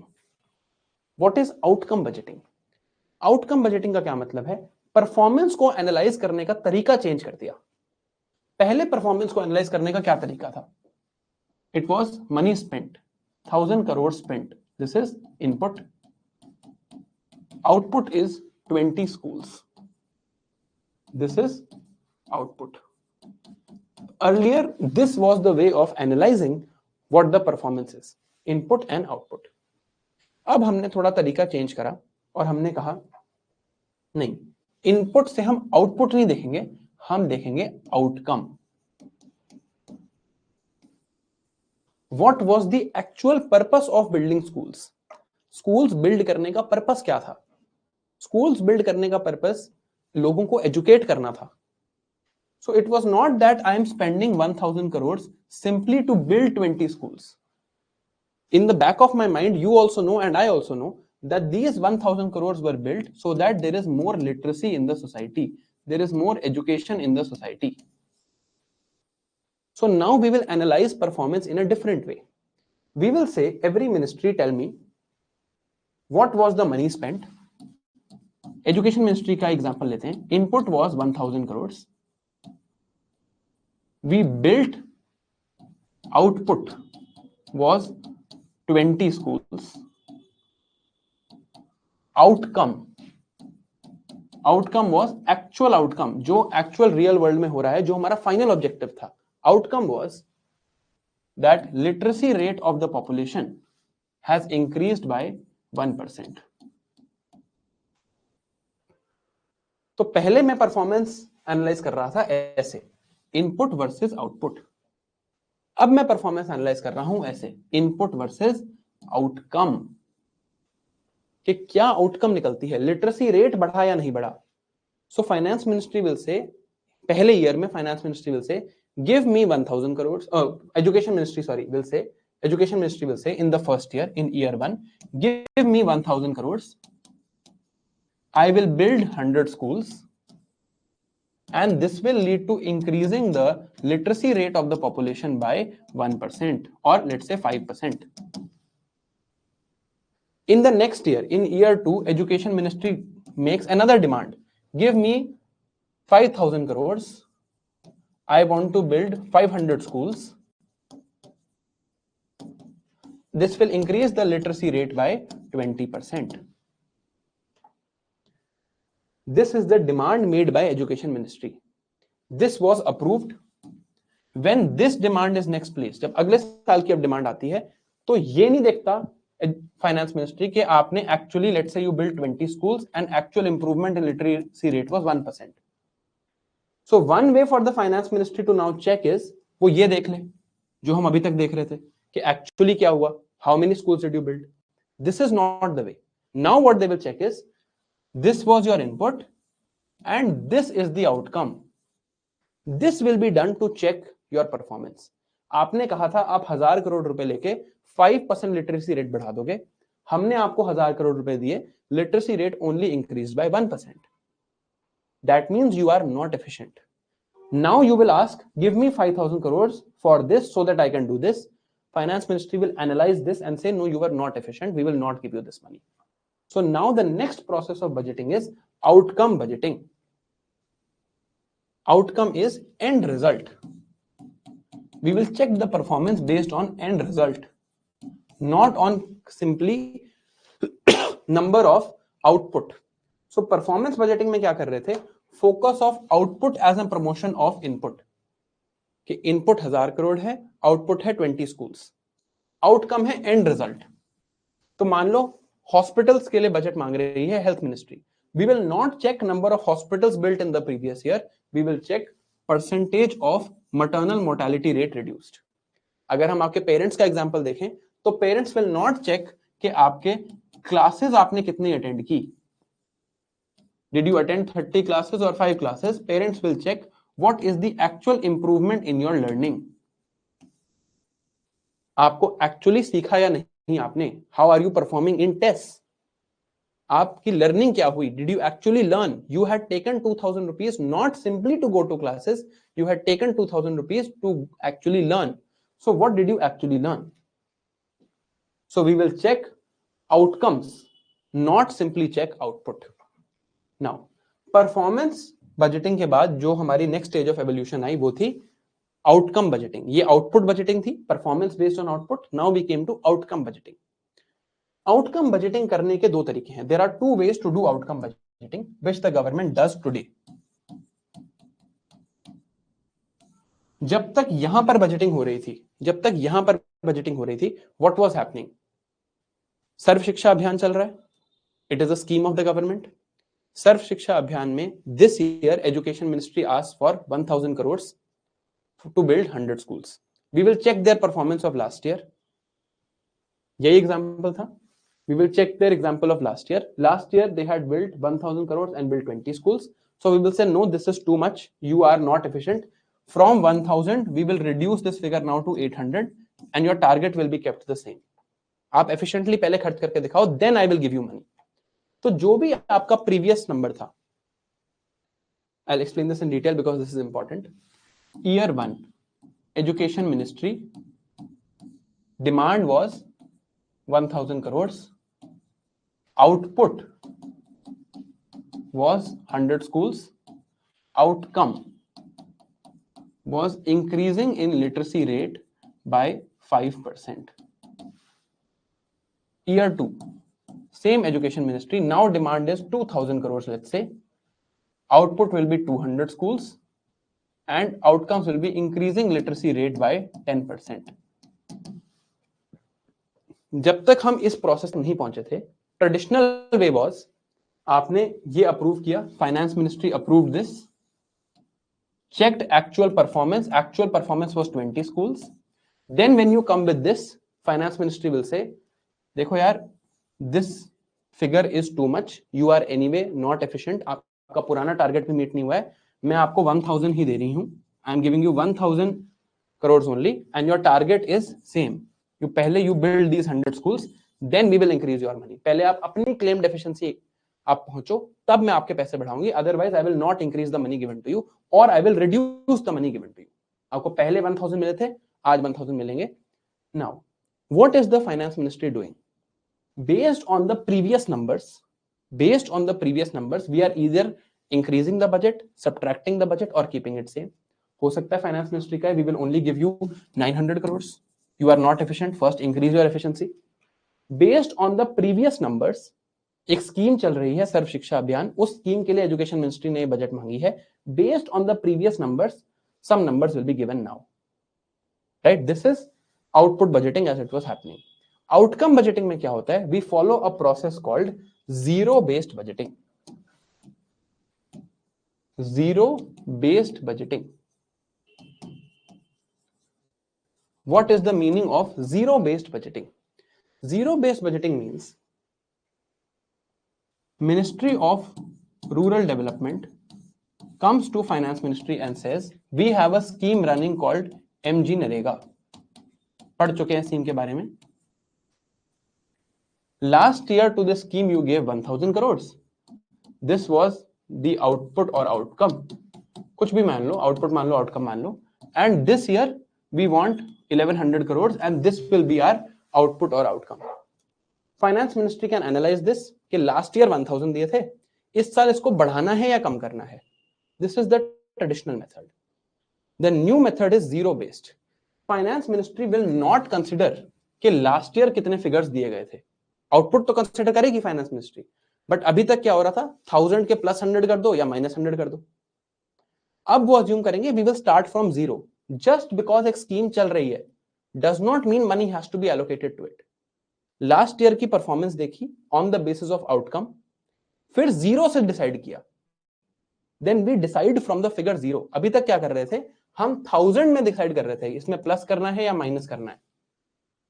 Next, this zero based budgeting process is ministry of rural development comes to finance ministry, they propose मनरेगा. Finance ministry looks at this, looks at previous performance, but जो figure उनको अब देनी है इस साल, उसमें वो 1000 को बेस नहीं मानेंगे. दे विल नॉट कंसिडर कि लास्ट ईयर 1000 दिए थे तो 1000 से बढ़ाने ही है. They will start from zero. Assume करते हैं कि तुम्हें जीरो पैसे मिल रहे हैं, अब बताओ क्या पैसे मिलने चाहिए. It is just a way of calculating. You will keep zero as your base, not the previous year figure as your base. अभी तक we had kept previous year figure as base. Now we will keep zero as the base. Zero as the base, and then we will analyze whether money should be given or not given. Zero based budgeting. So traditional budgeting was previous budget was kept as base and on the basis of performance adjustment was done.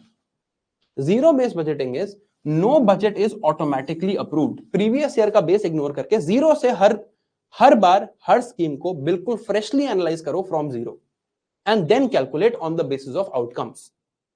So each department's budget is reevaluated from scratch और zero based. You have to justify every expense. You can't just say because हमने last year इतना खर्च किया था तो इतना तो इस साल लगेगा ही. जैसे हम पेरेंट्स को कहते हैं कि देखो लास्ट मंथ मेरे 10,000 रुपए खर्च हुए थे, इस महीने मेरा ये खर्चा ज्यादा है, तो this is what we do, right? Last month in January I had spent 10,000. In February I have this extra expenditure, so I need 11,000. This is traditional budgeting. There is not a zero base. Last year के base पे आप improvement मांग रहे हो. Now parents are saying नहीं, 11,000 का आपने जो figure लाया है that is from last year's number, last month का number. आपने जनवरी में 10,000 खर्च किए थे, इसीलिए आप कह रहे हो कि मुझे फरवरी में 11 खर्च करने हैं. We will start from zero. Justify every single expense from zero. We will analyze fresh on the basis of your outcome. Zero based budgeting. So performance and outcome is assessed before allocation and all expenses are justified from scratch, not on the base of last year. This is zero based budgeting. Now, one other thing the government is doing in budgeting is called gender budgeting. Gender budgeting में दो चीजें हैं. There are two things in gender budgeting. One is allocating specifically allocating money for women related schemes, right? If women in our economy traditionally, unfortunately this has been the case, that we have seen labor force participation rate is low, empowerment levels are low. It is the objective of the government to empower the women. If we empower women and give them money and make schemes that are targeting women, what will we do? We will actually be increasing something called equity in the distribution of income, which is our macroeconomic objective. We will be doing welfare of the whole society. Bird cannot fly with a single wing. Women should get the same empowerment that men get. For this, one component of gender budgeting is that we will have some specific schemes for women only. That will be meant for women empowerment. इसके लिए there is a gender budgeting cell in the Ministry of Women and Child Development. Gender budgeting का cell है ministry of women and child development में. This will be doing this first job. Actually it will be doing both jobs. दोनों काम ये करेगा. पहली job ये है that certain allocations specifically for women. What is the second job of gender budgeting? And this most people don't know. The second job of gender budgeting is analyzing the allocations for every other ministry in terms of gender impact. Now, हमने outcomes देखने थे. Let's say ministry of home affairs says that for improving the law and order in the country we need 1000 crore this year. इस साल ministry of home affairs कह रही है मुझे law and order improve करने के लिए 1000 करोड़ चाहिए. What will we do? We will see last year they had taken let's say 500 crore and crime rate had declined by 20%.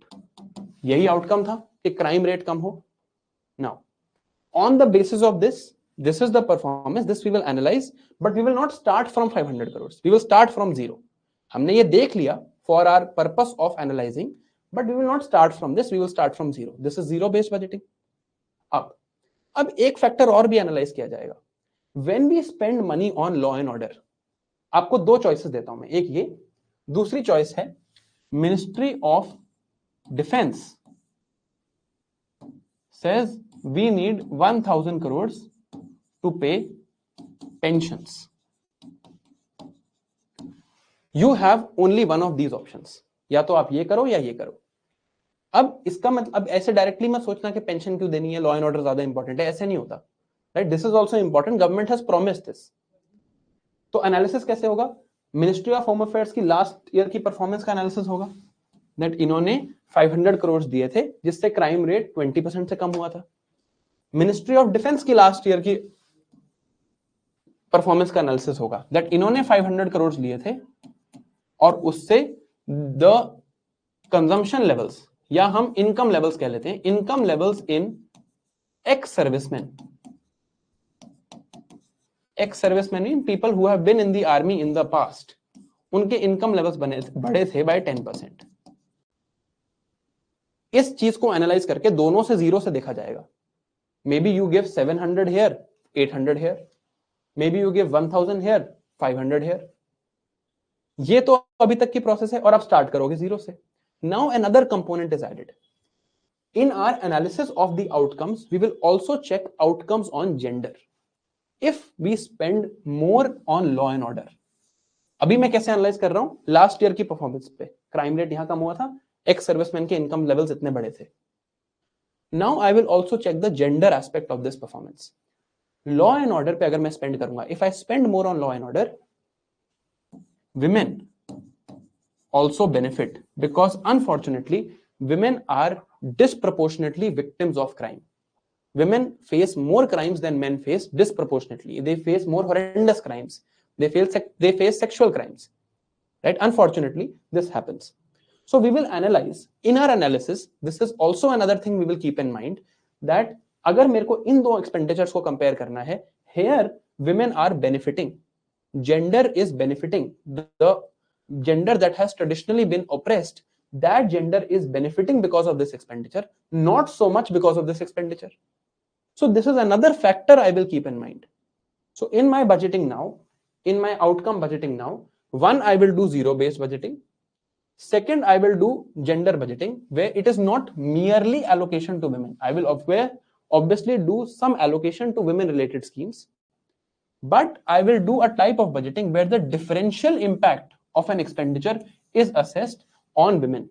अगर एक expenditure में women को ज्यादा फायदा हो रहा है, उसको हम ज्यादा preference देंगे. It is a form of analysis that is assessing the differential impact on women. How is it done? There is a gender budgeting cell in the Ministry of Women and Child Development. It analyzes the allocation of budget for this differential impact. Therefore, gender incorporative analysis of budgetary allocation. We are incorporating the aspect of gender when we are analyzing these things. We are not seeing broadly क्या फायदा होगा, सबका फायदा नहीं देख रहे हम, ये भी वो तो देख ही रहे हैं. We are of course seeing broad allocations. We are also differentially seeing where women are benefiting. This is the process of gender budgeting. Now, next topic we have to read is accounting. How is accounting done? What is revenue account? What is capital account, etc., etc. But I am turning off the video for 1 second. 1 minute के लिए video of होगी. I want to show you, थोड़ा जादू दिखाना है आपको basically. उसके लिए 1 सेकंड मुझे वीडियो ऑफ करनी पड़ेगी. I am just turning the video off for 1 minute. It will be back on in 1 minute.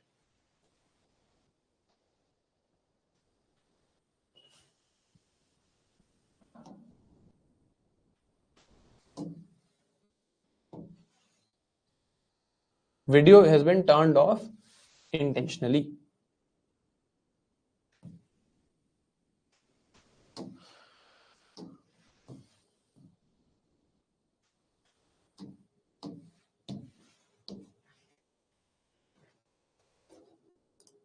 पहले बताओ, यहां तक जितना बताया था, इज दैट क्लियर? अभी तक जो बताया है, is that clear to you? Is that clear? Gender based budgeting, zero based budgeting, अब समझ आया? Broadly is the concept clear कि क्या हो रहा है? ठीक है, अब जादू देखते हैं. Look at this question. 2016 means, read this question. 2016 means question, read this.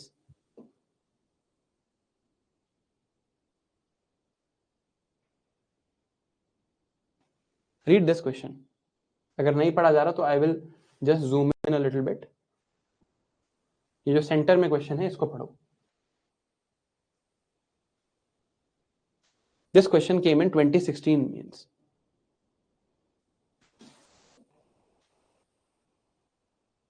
Women empowerment in India needs gender budgeting. What are the requirements and status of gender budgeting in the Indian context? ये चीज आई mains में. 2016 mains में this was asked. ठीक है, अब ये question तो most लोग लिख लेते हैं क्योंकि जेंडर बजटिंग सिलेबस में लिखा है. It's not directly written but people know how to write this question. जो क्वेश्चन लोगों को नहीं लिखना आता, अब मैं वो दिखाता हूं आपको.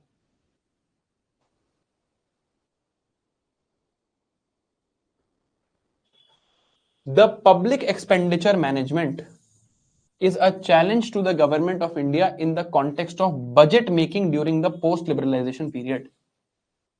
Clarify. Budget making is what we are reading. समझ आया? Public expenditure management, this question is half from current affairs, half from static. Public expenditure management is in context of that year's budget. Budget making is what we have read. Now we understand how budget making is done. समझ आया ये question? You understand what happened here?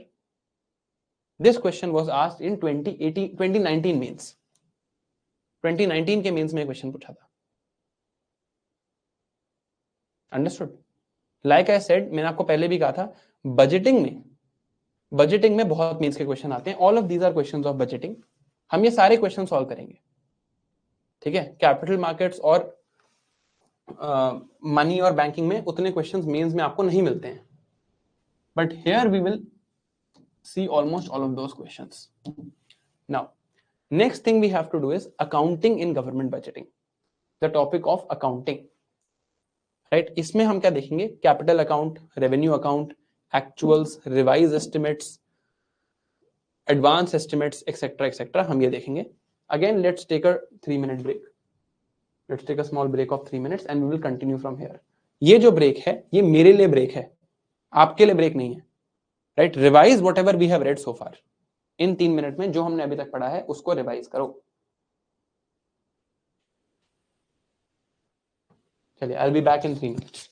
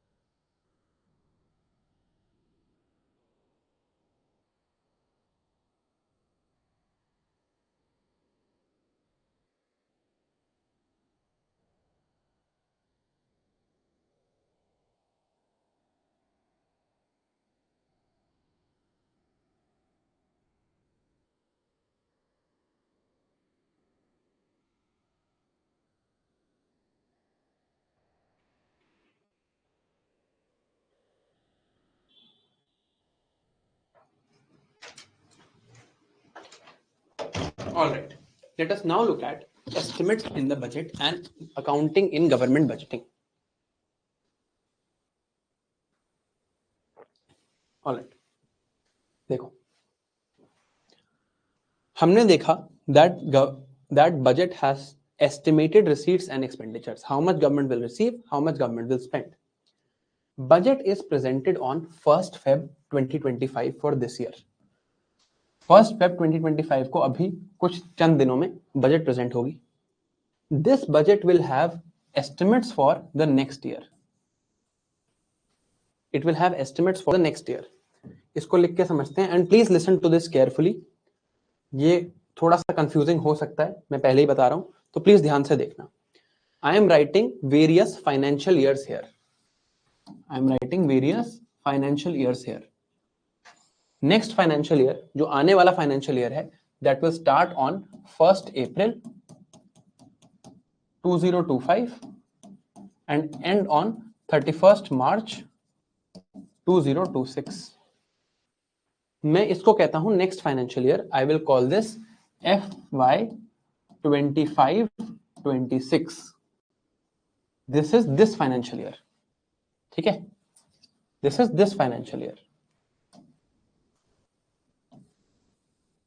अब we are presenting the budget on 1st Feb 2025. Budget for the financial year 25-26. ठीक है. Now, last year also the same process must have happened. So I can say we are currently, for example, in the financial year 24-25. अभी हम इस financial year में हैं. Financial year 24-25 would have started on 1st April 2024,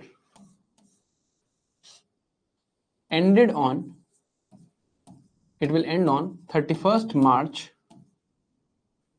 2025. है ना. We are currently in this financial year. ये financial year चल रहा है. We are in January of 2025. We are in this financial year. इस financial year की भी बजट प्रेजेंट हुई होगी.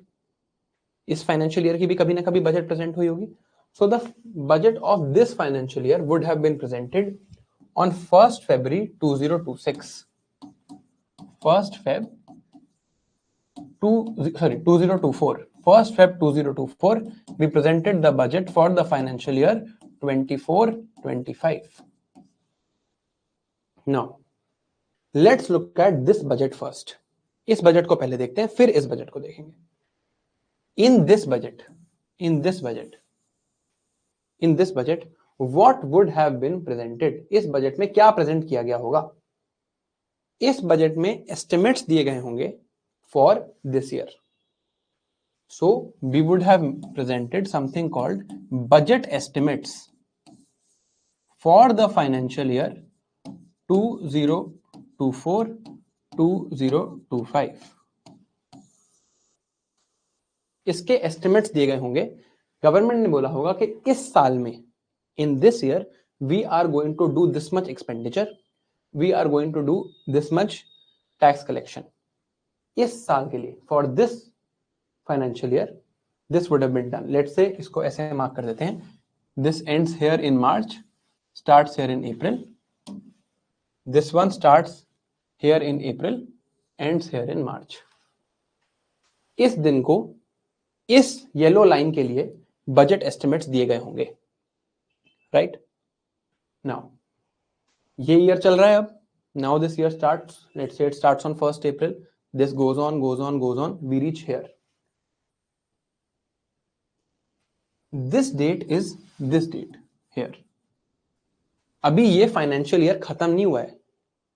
आज जो गवर्नमेंट एक्सपेंडिचर कर रही है और जो गवर्नमेंट आज टैक्स कलेक्शन कर रही है, वो इसके बेसिस पे कर रही है. 1st February को जब बजट अनाउंस करेगी गवर्नमेंट, अब इस साल के लिए करेगी. क्लियर? तो again on this year, budget estimates will be given for financial year 25-26. Now on this day, Government has seen this time has passed. ये टाइम पास हो चुका है. इस टाइम के एस्टिमेट्स ओरिजिनली कब दिए गए थे? इस टाइम के एस्टिमेट्स ओरिजिनली अब दिए गए थे, राइट? इस टाइम के एस्टिमेट्स ओरिजिनली इस दिन दिए गए थे, correct? Government on this day now has to present a statement of accounts. Government next year के लिए तो बता ही रही है, लास्ट ईयर के भी 10 महीने हो गए हैं, right? Last financial year also 10 months have passed. Only Feb and March are remaining. Only 2 months are remaining. 10 months have passed. Of these 10 months, ये जो 10 months हुए, इनके एस्टिमेट्स थे यहां पर. इस पूरे के ही थे, पूरी येलो लाइन के एस्टिमेट्स थे यहां पर. But these are estimates. These are estimates. This is what government estimates कि ये होगा. These are not actual figures. Actual figures नहीं है, accounting नहीं है ये. These are estimates. Now government has actual data. Government has actual data now. So for the remaining time, जो ये टाइम बचा, जो 2 महीने का टाइम बचा, government can now give a much better estimate. Government can now on this day give a much better estimate of this remaining time, and of course give budget estimates for the next year. तो इस दिन, budget वाले दिन, on 1st Feb 2025, government will give budgetary estimates for this next year. इनके तो budgetary estimates देगी.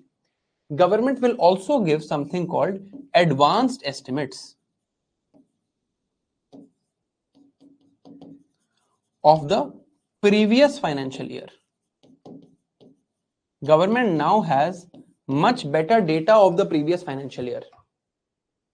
ये जो चल रहा है of the running financial year, ये जो फाइनेंशियल ईयर चल रहा है, इसके पहले एस्टिमेट्स यहां दिए गए होंगे. बट अब गवर्नमेंट के पास ये 10 मंथ का डेटा है. कितना खर्चा एक्चुअली हुआ, कितना एक्सपेंडिचर एक्चुअली हुआ, कितना टैक्स कलेक्शन एक्चुअली हो पाया. गवर्नमेंट इस दिन गवर्नमेंट ने बजट दी होगी, government was trying to estimate कि नेक्स्ट ईयर हमें कितना टैक्स मिलेगा. अब गवर्नमेंट को एक्चुअली पता है कि हमें कितना टैक्स मिला है. So government will give advance estimates of the remaining time and better estimates of this time, called advance estimates. So on this day, budget estimates for next year will be given, advance estimates of the running year will be given. जो ये budget estimates दिए थे, इनको थोड़ा सा better करके advance estimates दिए जाएंगे. Then इससे पहले भी एक financial year रहा होगा.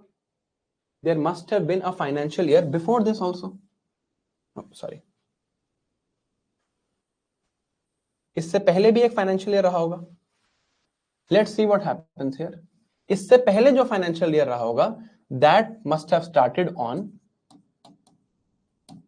That financial year must have started on 1st April 2023 ending on 31st March 2024. This is that financial year. इस फाइनेंशियल ईयर भी रहा होगा, इससे पहले का. यहां पर नेक्स्ट ईयर की बजट दी गई होगी. This is the same process. This I can call FY 23-24. So FY 23-24 जब चल रहा था, तब गवर्नमेंट ने 1st Feb 2024 को नेक्स्ट FY की बजट दी. फिर जब FY 2024-25 अभी चल रहा है, अब गवर्नमेंट 1st Feb को नेक्स्ट ईयर की बजट देगी. ये तो चल रहा है. On this day government is also giving the previous financial year. इस estimates में government is also giving advance estimates of the previous FY because government has better data now. Now, by this time, the accounting for this year, accounting is a complex exercise. आपने खर्चा कर दिया doesn't mean कि आपको data मिल गया. आपने खर्चा किया, let's say ये फाइनेंशियल ईयर खत्म हुआ, गवर्नमेंट ने, अब गवर्नमेंट अकाउंटिंग करना स्टार्ट करेगी. अभी तक तो एस्टिमेशन चल रही थी, अब गवर्नमेंट एक्चुअल अकाउंटिंग करेगी. एक्चुअल अकाउंटिंग मतलब गवर्नमेंट विल चेक एक्चुअली कितना खर्चा हुआ, कितनी एफिशिएंटली खर्चा हुआ. अब एक एक्चुअल अकाउंटिंग प्रोसेस चलेगी. So on this day government knows the actual figures. अब इस ईयर की अकाउंटिंग कंप्लीट हो गई है. Now accounting of this year has been completed. So government on this day मान लो ये कंप्लीट होती है, this accounting let's say is completed in September, financial year खत्म हुआ अप्रैल में और मार्च में, 31 मार्च 2024 को फाइनेंशियल ईयर खत्म हुआ, सितंबर में गवर्नमेंट के पास अकाउंटिंग आ गई। अब गवर्नमेंट ने 3-4 महीने लगा के सारी अकाउंटिंग कर ली। अब गवर्नमेंट इस दिन एक और चीज प्रेजेंट करेगी called actuals. Actuals of FY 23-24. So 3 things will be presented on this day. We will give budgetary estimates for the next year, advance estimates for the running year, and actual figures for the previous year. ठीक है, ये 3 चीजें government देगी on this day. There is a 4th item called revised estimates. ये जो remaining time है इसके लिए गवर्नमेंट ने क्या दिया? Advance estimates, better estimates. Next year के लिए गवर्नमेंट ने क्या दिया? Budgetary estimates. यहां की अकाउंटिंग कंप्लीट हो गई तो गवर्नमेंट ने दी अकाउंटिंग फिगर्स यानी कि एक्चुअल्स। अब याद करो कोविड ईयर जब स्टार्ट हुआ होगा, 2020 में कोविड आया था इन मार्च, 2020 मार्च में कोविड आया। जो 2020 का फाइनेंशियल ईयर था वो कब स्टार्ट हो रहा था? फ्रॉम 1 अप्रैल 2020, है ना। गवर्नमेंट ने बजट कब प्रेजेंट की होगी? On 1 Feb 2020। 1 फेब 2020 को क्या गवर्नमेंट को पता था कि क्या होने वाला है नेक्स्ट ईयर? कोविड आएगा, इकोनॉमी शटडाउन हो जाएगी। गवर्नमेंट ने तो नॉर्मली अपने एस्टिमेट्स बनाए जैसे वो नॉर्मली बनाती है। Covid came, some major incident happened, now government would have to revise its figures. Government would have to revise its figures of how much tax would be collected, how much expenditure would be done. So government will also on this day, for example, let's say इस साल के estimates revise करने पड़ रहे हैं। This is the COVID year. ये pink line ये जो है ये COVID year था। Government might, अगर जरूरत पड़ी तो government also might present revised estimates. तो जो हमारी actual budget होती है उसमें क्या क्या दिया जाता है? नेक्स्ट ईयर के बजटरी एस्टिमेट्स, रनिंग ईयर के एडवांस एस्टिमेट्स, प्रीवियस ईयर के actual figures, and in case a revision is needed then revise estimates of the running year also. In case some revision is needed then revise estimates also. In case no revision is needed then great. ठीक है, these are the few things that are presented on the budget. ये है budget का actual मतलब।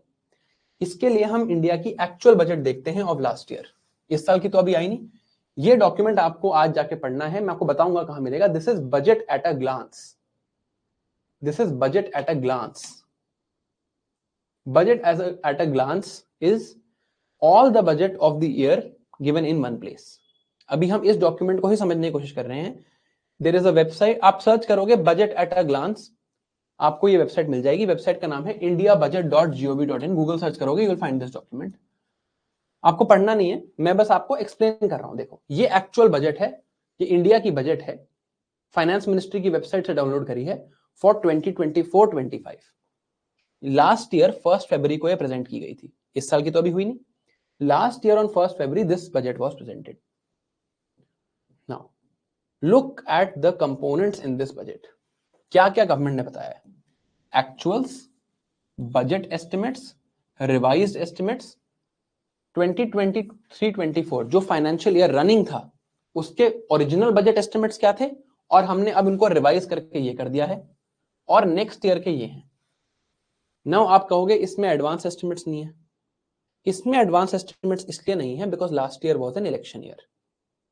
Last year was an election year, तो advance estimates पहले आ गए। Election year में 2 बजट्स आती हैं, एक इंटरिम बजट, एक actual budget after the election had happened. इससे पहले कि आप कोई भी बजट देखोगे जिसमें इलेक्शन ईयर नहीं था तो एडवांस एस्टिमेट्स भी लिखे होंगे। But is the meaning of these terms budget estimates, revised estimates and then budget estimates for the next year. यहां पे इन्होंने क्या बताया है? प्रीवियस ईयर के बजट एस्टिमेट्स ये थे जिनको हमने रिवाइज करके ये कर दिया है, एंड नेक्स्ट ईयर के बजट एस्टिमेट्स ये हैं उससे पिछले साल के एक्चुअल फिगर्स आफ्टर अकाउंटिंग ये है। अब इसमें देखो क्या क्या बता रखा है। Revenue receipts, tax revenue, non tax revenue, capital receipts, total receipts. अब हम इसके बाद ये समझने वाले हैं what is revenue receipt, what is capital receipt. what is capital expenditure, what is revenue expenditure, this we are going to understand after this. But are these terms clear to you? ये actuals, revised estimates, are these terms clear to you? Actual, देखो अब ये पुरानी budget है, actuals, budget estimates, revised estimate, provisional actuals, budget estimates, ये जो terms हैं, इन terms का meaning is it clear to you?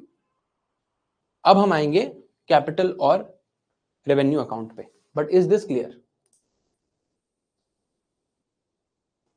समझ आया क्या हो रहा है यहां पे?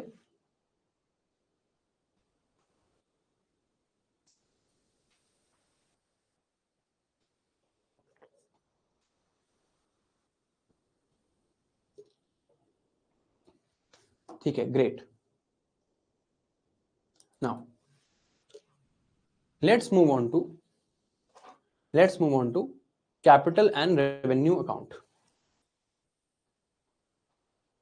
पहले थोड़ी सी कॉन्स्टिट्यूशन पढ़ते हैं. Let's read what the constitution says. Constitution में क्या लिखा है? The estimates of expenditure embodied in the annual financial statements shall show separately sums required to meet expenditure described by this constitution as expenditure charged upon the consolidated fund of India. Charged expenditure, ये एक polity का topic है, आपको polity में पढ़ना है. What is the meaning of the word charged expenditure? आपको पढ़ा भी होगा आपने. If you have read this before, you would know the meaning. The sums required to meet other expenditure proposed to be made from consolidated fund of India and shall distinguish expenditure on revenue account from other expenditure. Revenue account का expenditure अलग, other account का expenditure अलग. Revenue account अलग, other account अलग. These two things will be separated. Revenue account अलग, other account अलग. Right? Now, the word capital is not mentioned here. Word capital नहीं लिखा है बजट में. Two things have actually developed out of convention. One is कि other की जगह through convention we have put the word capital account. ये एक convention है, ये एक conventional practice है. ऐसा लिखा नहीं है, करना जरूरी नहीं है, ऐसा constitution में ऐसा लिखा नहीं है. But this is our convention. Then we also distinguish in receipt along with expenditure. हम receipts और expenditure को भी distinguish करते हैं. Constitution में क्या लिखा है? Constitution में बस ये लिखा है कि आप expenditure को distinguish करके बता दो कि revenue expenditure क्या है और other expenditure क्या है. This is the only requirement that is written in the Constitution. But what we do is, firstly, in place of other, we write capital. And again, as a convention, we do this for receipts also. जो पैसा हमें मिलेगा उसको भी हम distinguish करते हैं in revenue receipts and capital receipts. ये कन्वेंशन है, ये कॉन्स्टिट्यूशन में नहीं लिखा है. मैंने आपको कॉन्स्टिट्यूशन का स्क्रीनशॉट भी दिखा दिया. इस टाइप के बहुत क्वेश्चंस आते हैं प्रीलिम्स में. This word is mentioned in the constitution, not mentioned in constitution. तो आपको इसमें डाउट नहीं रहना चाहिए. Now there are two ways to present the budget. Budget present करने के दो तरीके हैं. एक मैं कहूं ये रही मेरी सारी रिसीट्स, ये रेवेन्यू रिसीट्स, और अदर की जगह मैं लिख दूं कैपिटल, ये रही कैपिटल रिसीट्स. एक तरीका है मैं लिखूं this is my expenditure, revenue expenditure and capital expenditure. एक तो ये तरीका है, एक तरफ सारी रिसीट्स रेवेन्यू और कैपिटल, एक तरफ सारा एक्सपेंडिचर रेवेन्यू और कैपिटल. एक और तरीका है, इसी चीज को एक और तरीके से लिखा जा सकता है, that this is my revenue account, revenue account का एक्सपेंडिचर, रेवेन्यू अकाउंट की receipts, capital account, capital account का एक्सपेंडिचर, कैपिटल अकाउंट की receipts. This is another way to present the same information. तो normally this is how the budget is presented. And हमने देखा भी, we have seen कि कैसे present की हुई है. देखो, revenue receipts, capital receipts, expenditure, ये टर्म्स हम समझेंगे. आगे अगर मैं जाऊंगा तो आपको एक्सपेंडिचर में revenue account, capital account, right? So we are giving all of this information. All of this information is given that revenue receipts क्या है, capital receipts क्या है, revenue expenditure क्या है, capital expenditure क्या है. ये भी तरीका है प्रेजेंट करने का, ये भी तरीका है प्रेजेंट करने का. In various documents you will find various ways, but this is the standard way. वो बजट एट अ ग्लांस है. अगर आप एक्चुअल बजट देखोगे, this is like this. Ministry wise it is like this. Okay, now let us now understand this very important concept. How do you differentiate revenue expenditure or revenue receipts from capital receipts? How do you make this distinction? What is revenue, what is capital? आपको इसके बारे में कुछ already पता है. You already know something about this. आप 1 minute सोचो और मुझे बताओ, what do you already know about this distinction?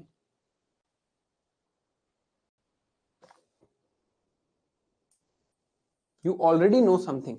How will you make this distinction?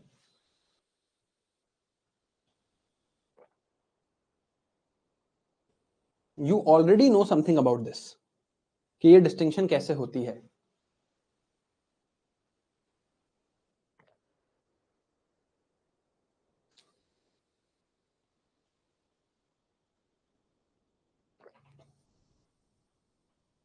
Capital gives future stream of benefits.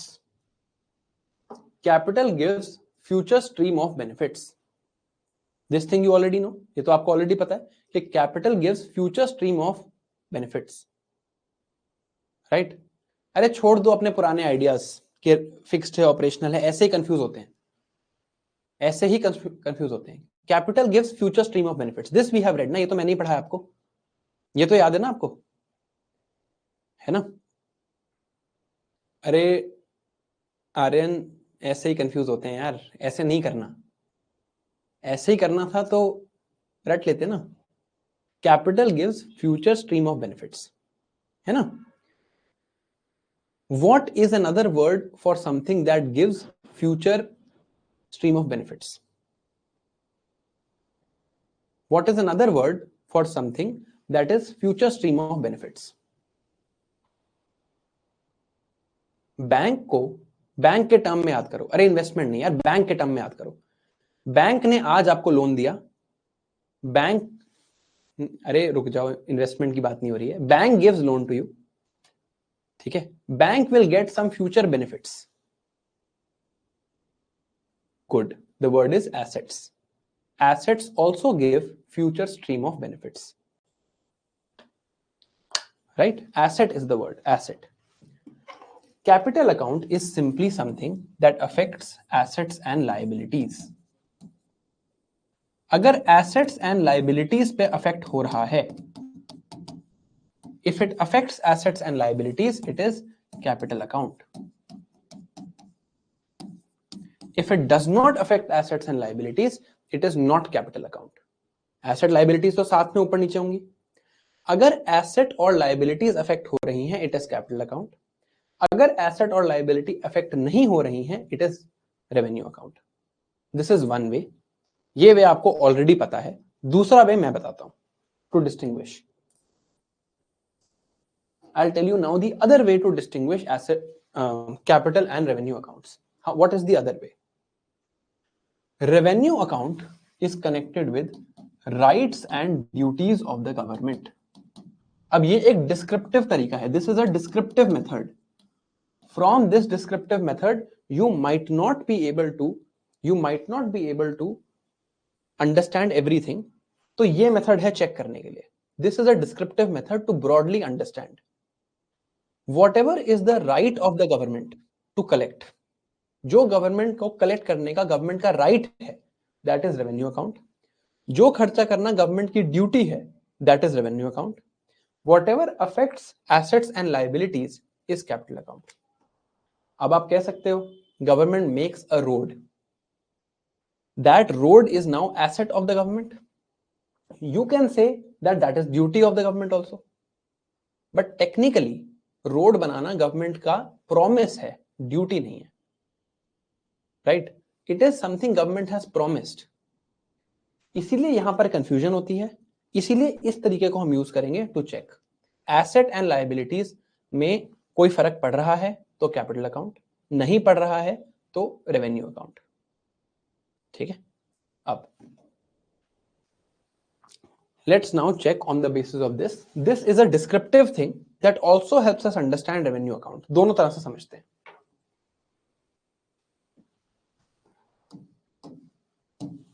Oh, sorry.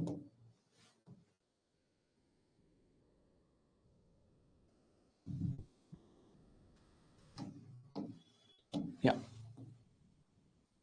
We will see with both methods. Revenue expenditure.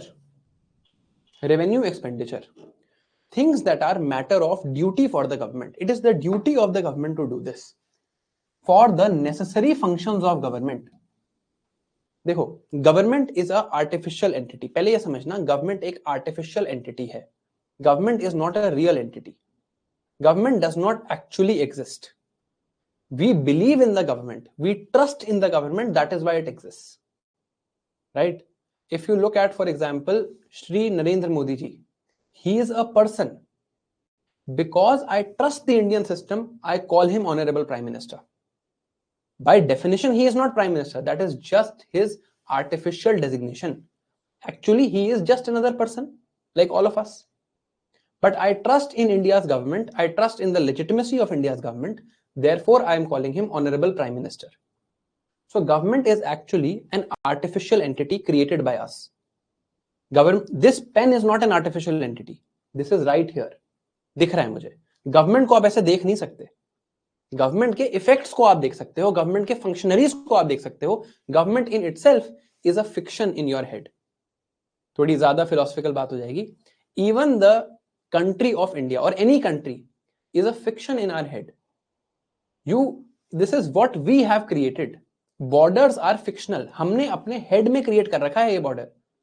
If an alien comes to the earth, he will not see India written anywhere. वो बस देखेगा कि यहां पर किसी अलग तरह का झंडा लगा है, यहां किसी अलग तरह का झंडा लगा है. This is our figment of imagination that we call them nations, that we have governments. They are artificial entities. But we trust in these artificial entities. That is how the system works. If we have to trust in these artificial entities have to maintain their trust. They have to establish their trust. So for that establishment, whatever function is required is necessary function of the government. अगर government road नहीं बनाएगी, let's say government stops building roads today, will you stop saying it is the government? No. But let's say government stops giving salaries to its employees. Government stops giving interest payments. Government starts defaulting on its loans. जो loan government लिया हुआ है उस पे government interest payment देना बंद कर दे. Government अपने एम्प्लॉइज को, आईएएस ऑफिसर्स को, आईपीएस ऑफिसर्स को, आईआरएस ऑफिसर्स को सैलरीज देना बंद कर दे. Now you will doubt the existence of government. Now you will not trust that this entity exists. Government prime minister को सैलरी ना दे पाए. Now you will doubt the existence of government. So whatever is a necessary function which is a matter of duty, government is expected to incur some expense for its essential functions. These are sovereign functions. These so that it can enforce its responsibilities and powers as a government. Government के पास कुछ responsibilities हैं, कुछ powers हैं. Government को describe करने का एक बहुत ये फिलोसफिकल हो रहा है. Even if you don't understand this part, it's okay, absolutely not required, but for your philosophical understanding this is something very brilliant. Government is the only entity in India who has the right to commit violence. Government has exclusive right of violence. बाकी जो भी violence हो रही है that is illegal. मैं अगर आपको I slap you, I hit you और I shoot you with a gun, it's illegal. But if a police officer wearing a police uniform on the command of a government functionary shoots you with a gun, it's not illegal. Any violence that happens in India that is authorized by the government is okay. Any other violence is illegal. Government is that entity that has the exclusive right of violence. Because it has this power of violence, it can enforce its will. I cannot technically enforce my will on you. To enforce my will on you, let's say I say that you must come and sit in this room. यहां पर एक chair है, you must come and sit on this chair. I can request you, I cannot enforce my will on you. मैं enforce नहीं कर सकता. Let's say we have signed a contract that you will come and sit on this chair. Now I need to enforce my will. I need to enforce this contract. To enforce this will, ultimate threat is violence. कि आप नहीं करोगे तो ultimate threat क्या है कि आपको मारा जाएगा. I will have to go through the government. मैं डायरेक्टली नहीं मार सकता आपको कि आप नहीं आए मैंने आपको मार दिया. अगर आप नहीं आए इस चेयर पे बैठने, हमारा कॉन्ट्रैक्ट था, I will first go to the government. I will complain. See, this is the contract. This person did not agree. Then government will give you threat of violence. कि हम आपको जेल में डाल देंगे. Right? Violence. Think of violence in a broad term, not just hitting. In a broad term, curtailing your rights. Government will give you threat of violence कि अगर आप नहीं मानोगे हम आपको जेल में डाल देंगे. Then you will come and sit here. Government is that entity that has the exclusive right of violence in a state. Anybody else, you, me, anyone else in this country does not have right of violence. If you have right of violence, you have it because this artificial fictional entity has authorized it. अगर आप वैसे सोचो तो कितनी funny बात है ये कि हम सब ने मिलके एक फिक्शनल एंटिटी बना दी जो एक्चुअली एग्जिस्ट नहीं करती और हमने वायलेंस का राइट उस फिक्शनल एंटिटी को दे दिया जो एक्चुअली एग्जिस्ट नहीं करती. But there is no other way to run a country. I hope this is clear. Even if it's not, this is just some philosophical idea on how governance happens. PubAd optional वालों के लिए important है. Now, government is expected to incur some expenses for maintenance of this trust, to perform its sovereign functions, to perform its essential functions, to establish itself as government. Certain functions need to be done. For this, there is revenue expenditure. Like, if government, let's say, stops paying salaries, if government stops doing interest payments, government says we will subsidize fertilizers, then government stops subsidizing, the trust in the government will be lost. These are those functions. यहाँ confusion हो सकती है. This is just a descriptive method. ये समझने के लिए है. जब हमें देखना होगा कौन सा कैपिटल है कौन सा रेवेन्यू है उसके लिए हम दूसरी क्लासिफिकेशन यूज करेंगे. But you need to know this. Similarly, whatever the government collects as a matter of right, government का काम क्या है? Provision of public goods. Government is established. Government को हम लोग कुछ tribute देते हैं. Government collects certain money as a matter of right, as a general tribute. Whatever government collects as a general tribute as a matter of right, government has certain right to collect money, जैसे कि taxation. That is revenue receipts. Whatever government collects as a matter of right, कि government का right है tax collect करना, that is revenue receipt. Whatever government spends as a matter of duty for its necessary functions to establish its trust, to maintain itself, that is revenue expenditure. Everything else is capital expenditure and capital receipts. Other way, simple is you want to check capital account. अब उसको description के लिए याद रखना. This we will understand for actual understanding. You want to check capital account? Check if it has an effect on capital and revenue. अगर capital and revenue पे effect है, if it has an effect on capital and revenue, it is capital account. अब examples देख लेते हैं. Government is owner of BSNL. Government BSNL की owner है, right? Bharatiya Sanchar Nigam limited. Government sells some shares of BSNL. Government ने BSNL के कुछ shares बेच दिए.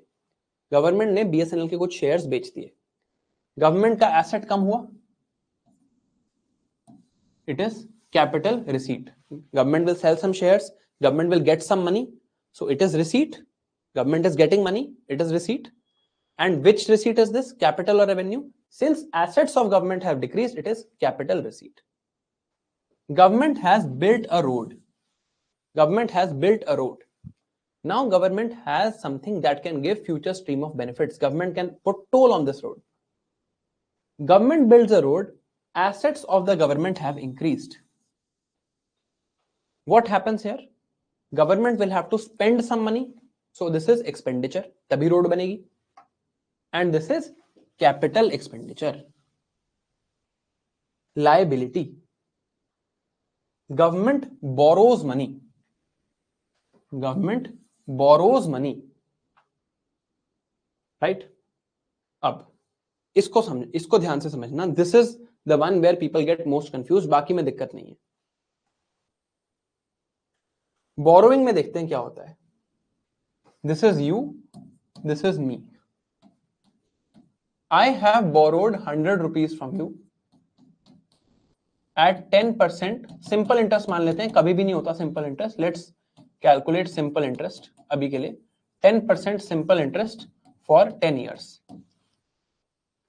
ठीक है, 10% simple interest for 10 years. Let's look at the repayment that I have to do. I say 10% simple interest means it is 10 rupees per year. This is my interest payment per year. 10 years के लिए borrow किया मैंने first year I gave you 10 rupees. Second year I gave you 10 rupees. ऐसे करके for 10 years I gave you 10 rupees. I gave you 10 rupees each year. Now, this loan amount, ये जो 100 rupees आपने मुझे लोन दिए थे, for you this is asset. आपके लिए asset है.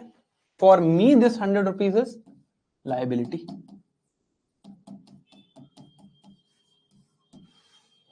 इतना तो क्लियर है हमें. How much do I actually have to pay back? I have to pay 10% interest for 10 years. So 10 rupees into 10 years I have to pay back. And I have to return the principal amount also. ये भी तो वापस करना है. सिर्फ ये नहीं वापस करना, ये कंफ्यूजन हो सकती है आपको.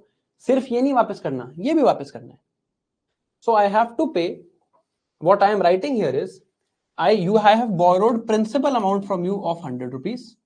Interest that I will be paying you is simple interest of 10%, which is 10 rupees into 10 years, which is equal to 100 rupees. This is what we have, agreed to. Principal you have given 100. I will pay back you principal. आपका वापस principal करूंगा मैं 100 rupees का, और interest पे करूंगा आपका 10% over 10 years. So 100 rupees interest I will pay back to you. Now, in 10 years, I have paid back 10 rupees each. So I have paid back all the interest amount. मैंने सारा interest amount pay back कर दिया. Now, did I pay back the principal? No. आपका asset क्या था? Your asset was principal amount. What was my liability? My liability was this principal amount.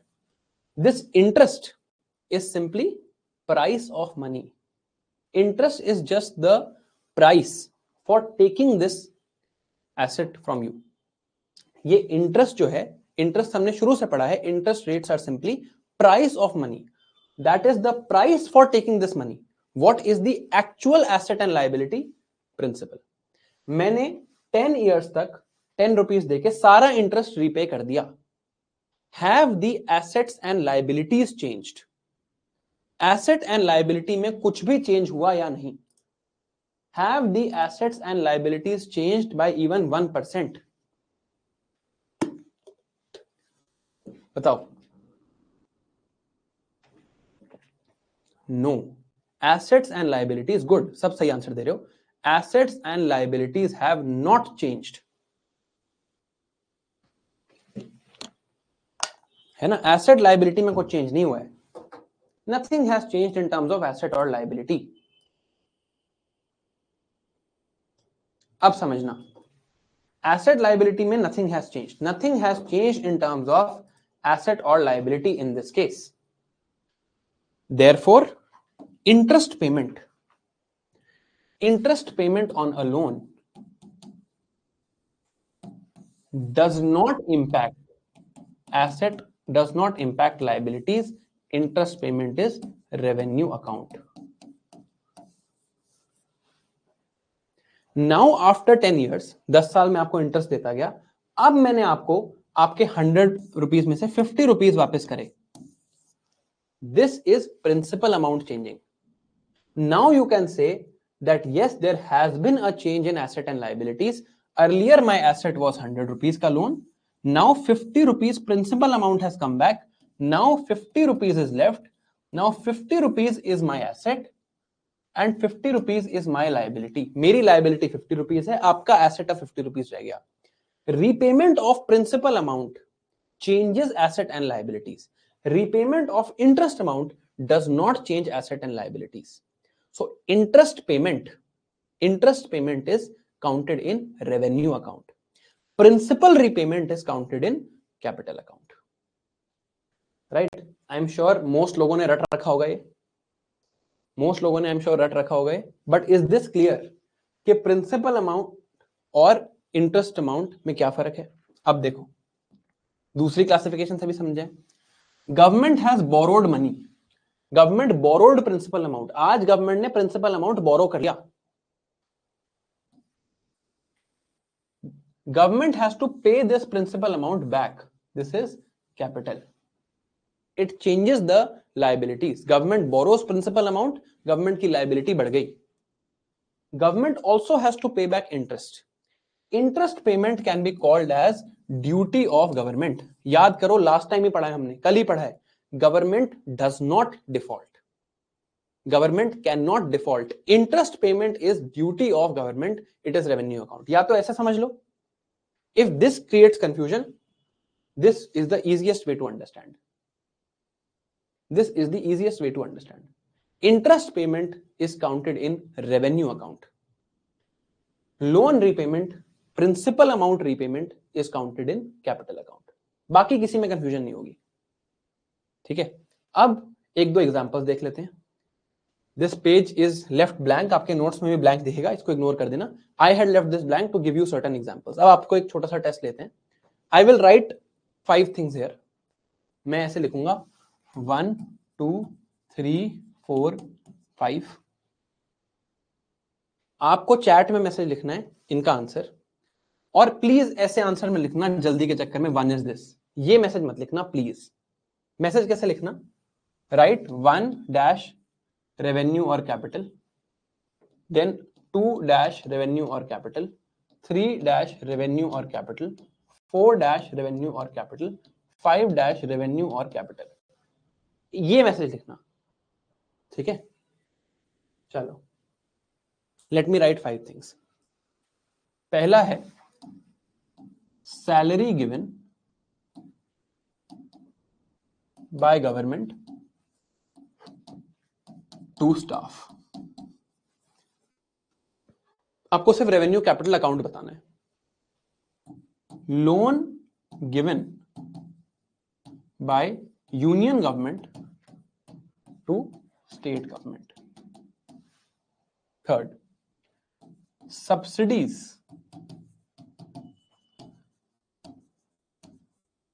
announced on fertilizers. Fourth, government sells or government does strategic disinvestment. Basically government sells its shares in SBI. Government ने SBI से अपने share sale कर दिए. 5, government receives $100 billion as grant. Grant means gift. Grant को repay नहीं करना होता. Grant from world bank. Grants don't have to be repaid. Grants are gift. I grant you this pen. आपका हो गया. ठीक है. नाउ सोच के बताना. 5th वाले पे आई नो कंफ्यूजन होगी, जान के लिखा है. बताओ.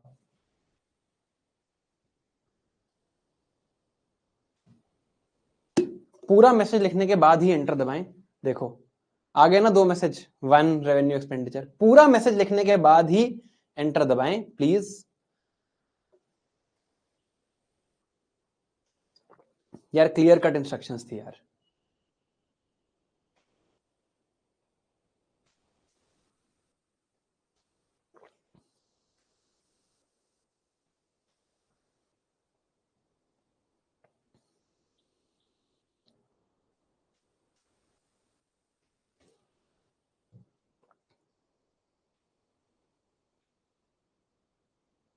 मुझे पता है सिर्फ 5th में कंफ्यूजन होनी है, बाकी तो आपको समझ आ ही जाएगा.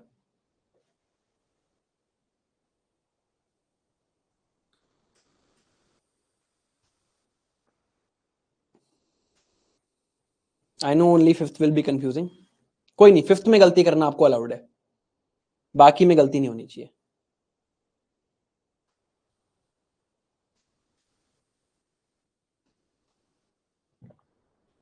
चलिए ठीक है, ऑल राइट, देखते हैं, लेट्स सी। सैलरी गिवन, पहली चीज है salary. Salary does not change assets और liabilities, salary is duty of government, this is revenue. Loan given by union to state, union government ने लोन दिया, यूनियन गवर्नमेंट के assets बढ़ गए, this is capital. Subsidies announced on fertilisers, इससे कोई asset liability में change नहीं होता है, सब्सिडी अनाउंस कर दी, now it is government's duty to give this subsidy. It does not change asset और liabilities, this will not give any future stream of benefits to government's account, this is revenue. Government strategic disinvestment in RBI, in SBI. Government is selling its shares. Government's assets are reducing. This is capital.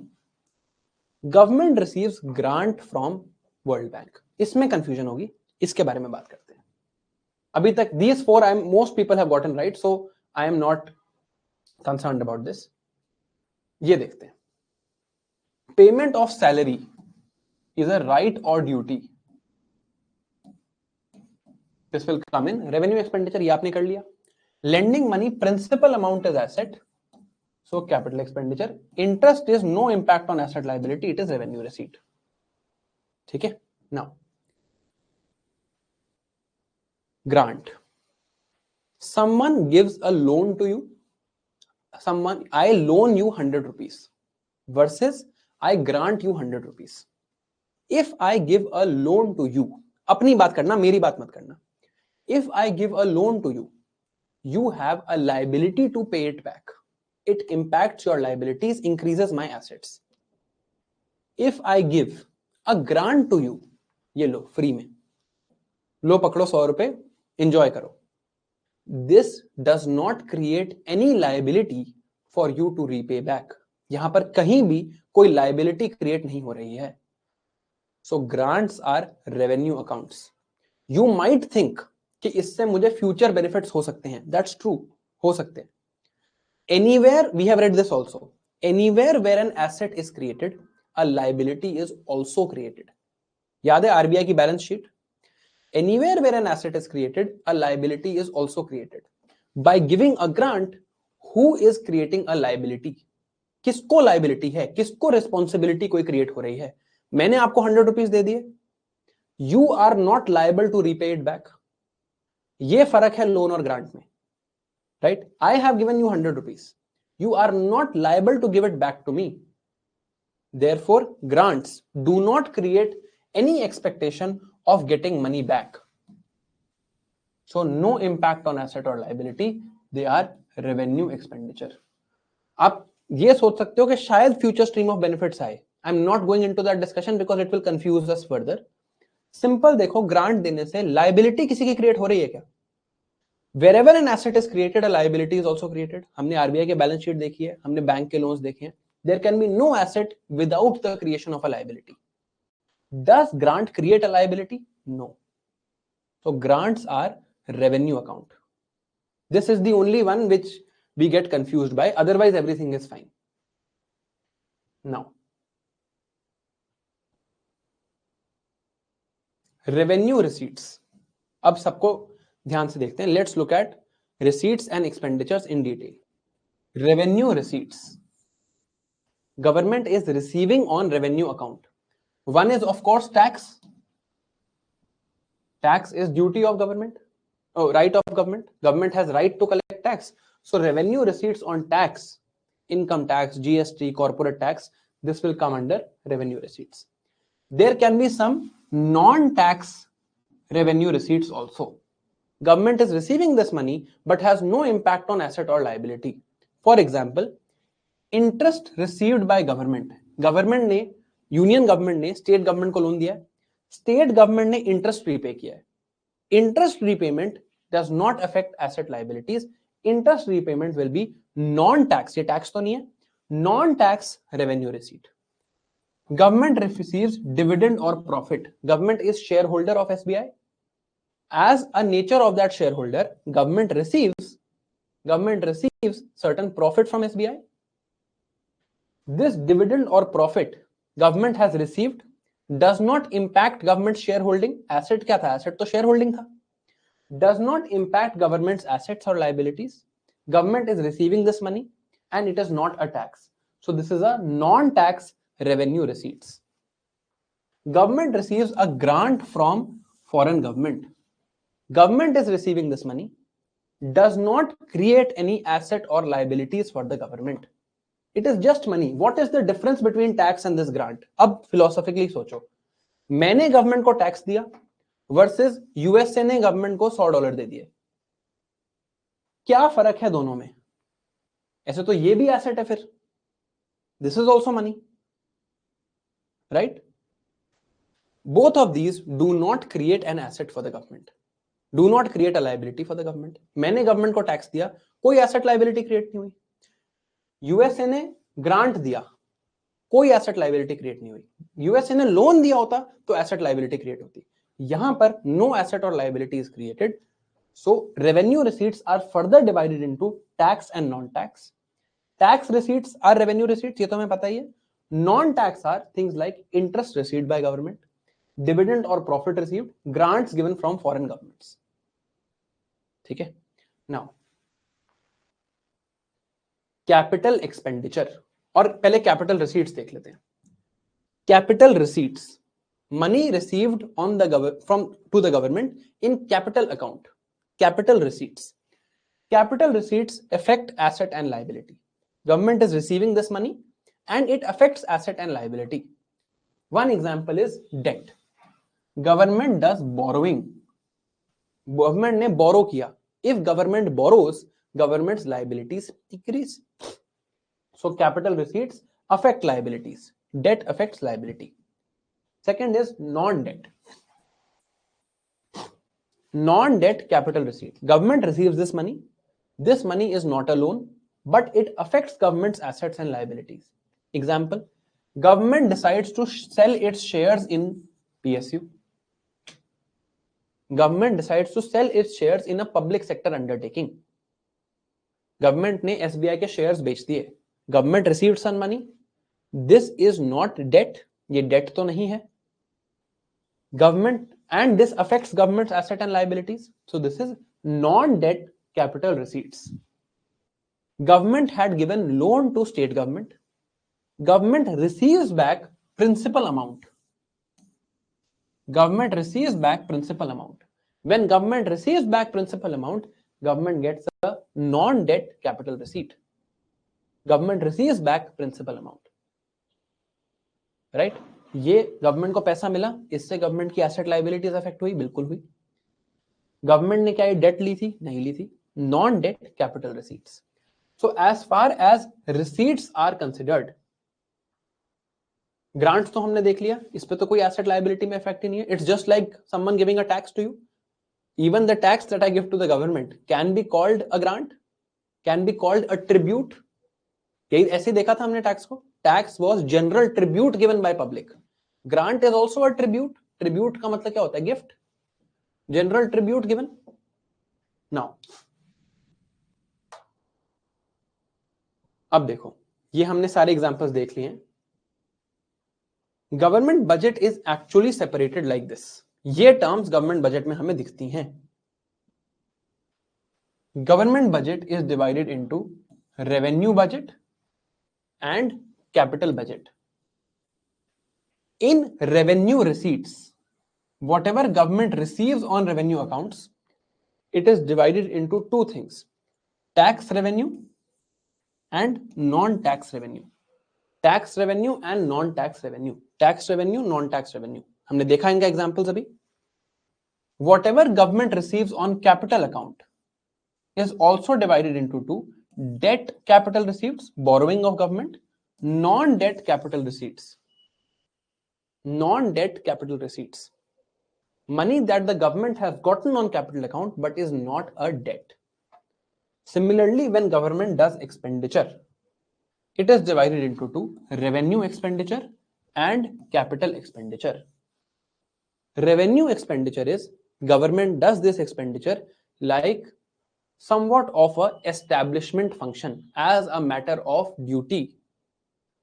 It does not create any asset or liabilities, salaries, subsidies, interest repayment, capital expenditure. This affects government's assets and liabilities.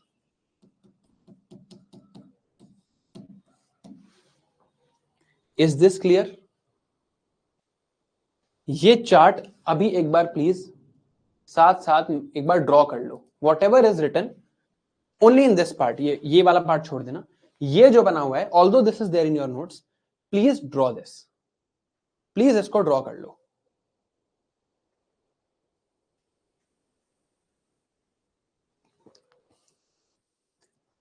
ये भी और बता दो, how many people had mugged up this so far. पहले तो पढ़ा होगा, I am sure कई लोगों ने पहले शायद पढ़ रखा होगा. कितने लोगों ने ये मगअप कर रखा था कि रेवेन्यू और कैपिटल अकाउंट में क्या होता है? 2-3 तो दिख रहे थे मुझे चैट में जब जब मैंने स्टार्ट किया था ये topic. Some had mugged up what is revenue and what is capital. Very good, बहुत बढ़िया, सब रट लो.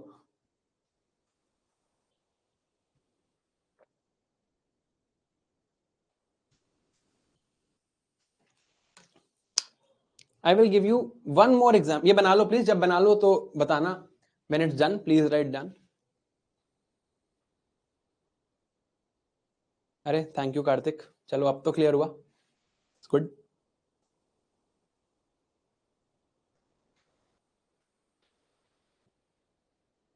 अब भूलोगे नहीं. आई am sure you will not forget now.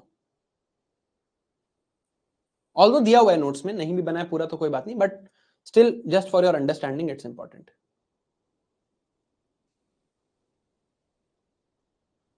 Divya Bharti अब मत भूलना, बस मेरी नाक मत कटवाना, बाकी सब ठीक है. ठीक है. Now don't forget, now don't forget. One more person who had mugged up this entire classification कि रेवेन्यू क्या होता है, कैपिटल होता है, वो मैं हूं. That is me. I had mugged up this classification till I had not read this in detail. When I was preparing, I had also mugged this up. अब मैं बताता हूं मैं आपसे क्यों मग अप करने में I am against this constantly. कि मैं क्यों आपको हमेशा कहता हूं रटवाऊंगा नहीं, रटवाऊंगा नहीं, रटवाऊंगा नहीं. मैं रटवा सकता हूं. My memory is fairly sharp. ठीक है. My memory is fairly sharp. I can actually make you mug this up through mnemonics also. अब मैं बताता हूं मैं आपको रटवाता क्यों नहीं हूं. It is only because of my past experiences. Look at this 2021 mains question. मेरा फर्स्ट मेंस जिसमें मेरा मेंस नहीं हुआ. Read this. Distinguish between capital budget and revenue budget. Explain the components of both these budgets. रट के गया था, रट के गया था, मेंस में याद नहीं आया. इतना खराब आंसर लिखा है मैंने इसका, जबकि मुझे लगा ये तो क्या ही है, ये तो बहुत आसान है. 2021 के मेंस का क्वेश्चन है. मुझे लगा ये तो बहुत ही आसान है, इसमें क्या है, ये तो मैं कर ही लूंगा. I had mugged it up and I wrote a horrible answer to this question. Horrible. I am ashamed of the answer I wrote. क्यों? क्योंकि मैंने रटा हुआ था. And there are so many things that you have to mug up in the means that you will forget these things. You will forget these things.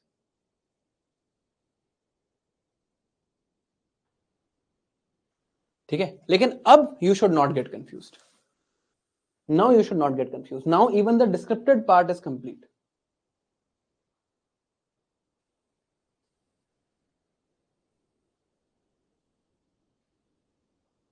मेरे पास मैं नहीं था ना पढ़ाने के लिए अभिषेक. I did not have myself to teach. Right. मैंने रटा ही हुआ था. देख रहे हो ये क्वेश्चन, ये 2021 मेंस का क्वेश्चन है. Now will you be able to write this answer? You have actually written this answer in your notebook by making the chart. वो चार्ट अगर आपने बना लिया, आपने मेंस में लिख ही लिया. ये यही लिखना था, वो जो चार्ट था वही था. That was it.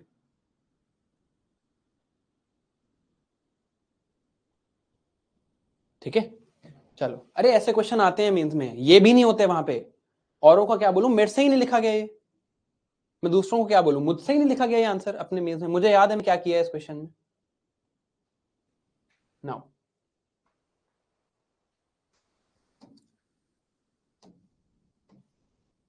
Let's continue.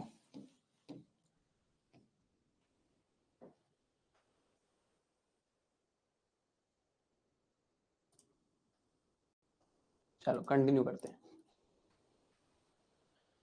Now एक होमवर्क मैं आपको और दे रहा हूं, that homework is reading up about finance commission. Reading up about finance commission, this is an article, it is article 280। Laxmikanth में ये चैप्टर आपको मिलेगा, फाइनेंस कमीशन। प्लीज इसको पढ़ के आना, please read this in detail, ठीक है। Now what we have to understand further, उसकी बात करते हैं।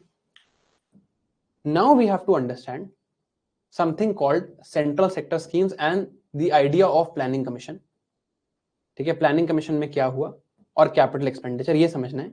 उसके बाद we have to understand this topic of deficits.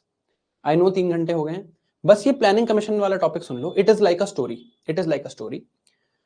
बस जस्ट रीड दिस टॉपिक, ठीक है। ये टॉपिक एक बार पढ़ लेते हैं, डेफिसिट्स कल से कर लेंगे। Tomorrow we will finish our discussion of budgeting. Deficits करने के बाद फिर हम कल टैक्सेस पढ़ेंगे। We will read direct taxation, indirect taxation, GST पे 5 बार सवाल आ चुका है, जीएसटी पढ़ेंगे। Just we from deficits tomorrow we will read deficits, FRBM act, FRBM act में भी सवाल आ चुका है, प्रीलिम्स में भी, मेंस में भी। Deficits, FRBM act, and then we will read taxation. This we will do from tomorrow. बस ये वाली कहानी अभी सुन लेते हैं, let's just do this story right now, ठीक है। But before we start this, we will just take a small break. तब तक आप ये बना लो if you want to. I am taking a 3 minute break. इसको कहाँ, where should I put this that does not, चलो ऊपर तो बजट तो लिख ही लोगे, ठीक है। I am giving you a 3 minute break. यही ये आप कंप्लीट कर लो अपने नोटबुक में, 3 मिनट में मिलते हैं। Please set this, I will see you in 3 minutes.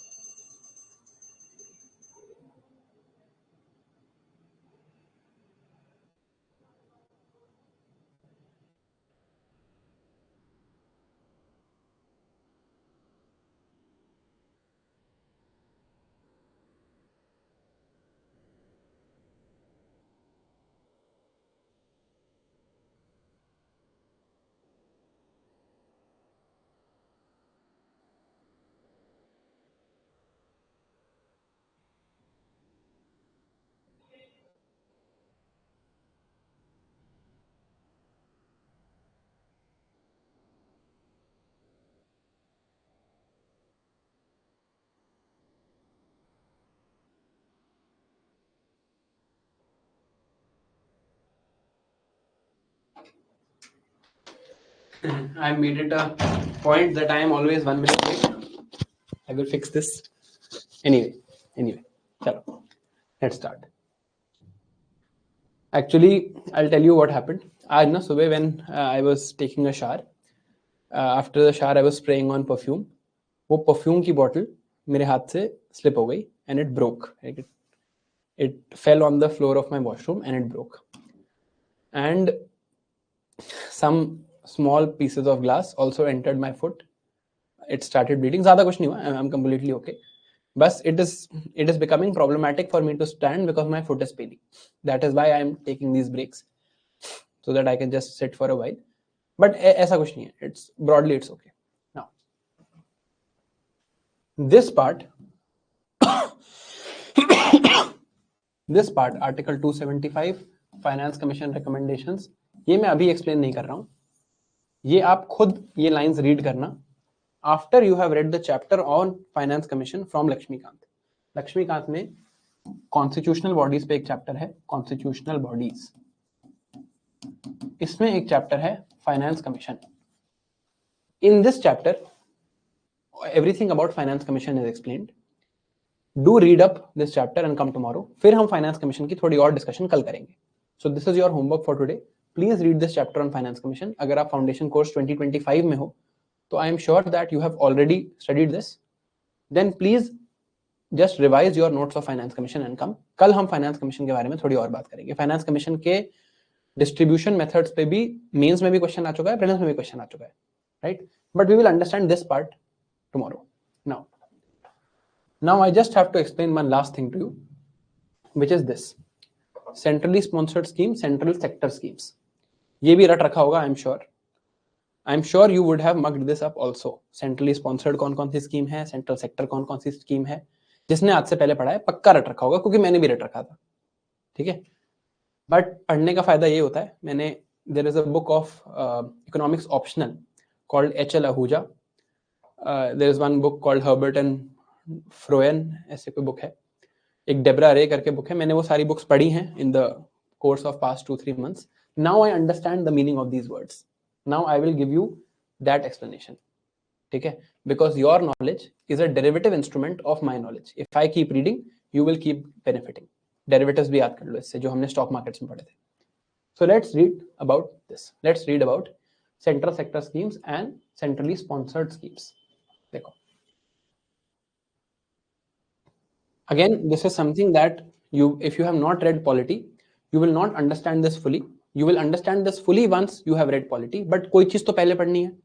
या तो पॉलिटी पहले पढ़ोगे तब ये नहीं समझते.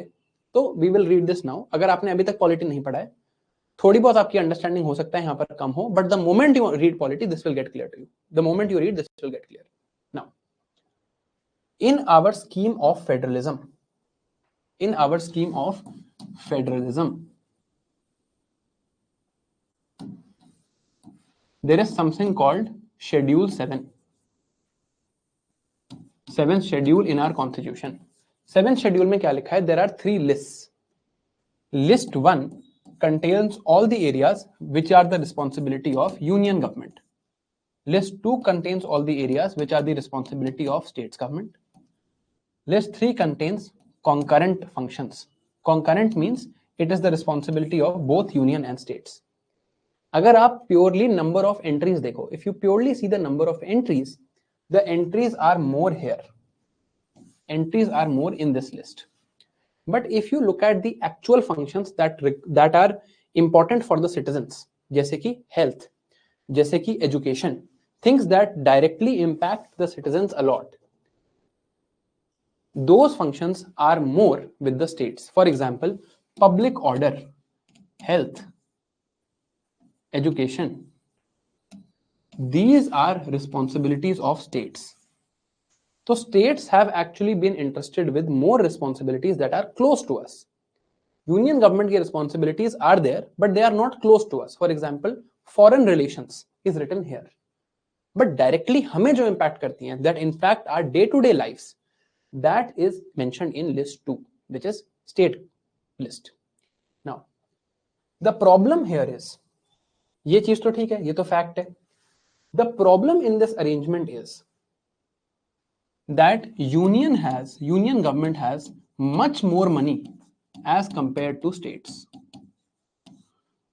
If we look at the receipt, कुछ टैक्सेस हम स्टेट गवर्नमेंट को भी देते हैं, ये हम कल देखेंगे स्टेट टैक्सेस क्या होते हैं, यूनियन टैक्सेस क्या होते हैं, तभी मैं आपको कह रहा हूं फाइनेंस कमीशन पढ़ के आना. The money that is actually received by central government is much more than the money that is received by states. States बहुत कम पैसे रिसीव करते हैं, यूनियन बहुत ज्यादा पैसे रिसीव करता है.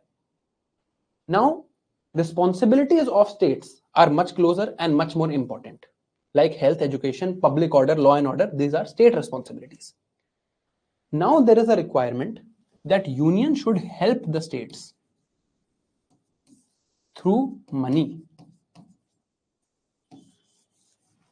Union should help the states through money so that they can fulfill their responsibilities. Now, one way of this help is decided through finance commission. ये आपका होमवर्क है.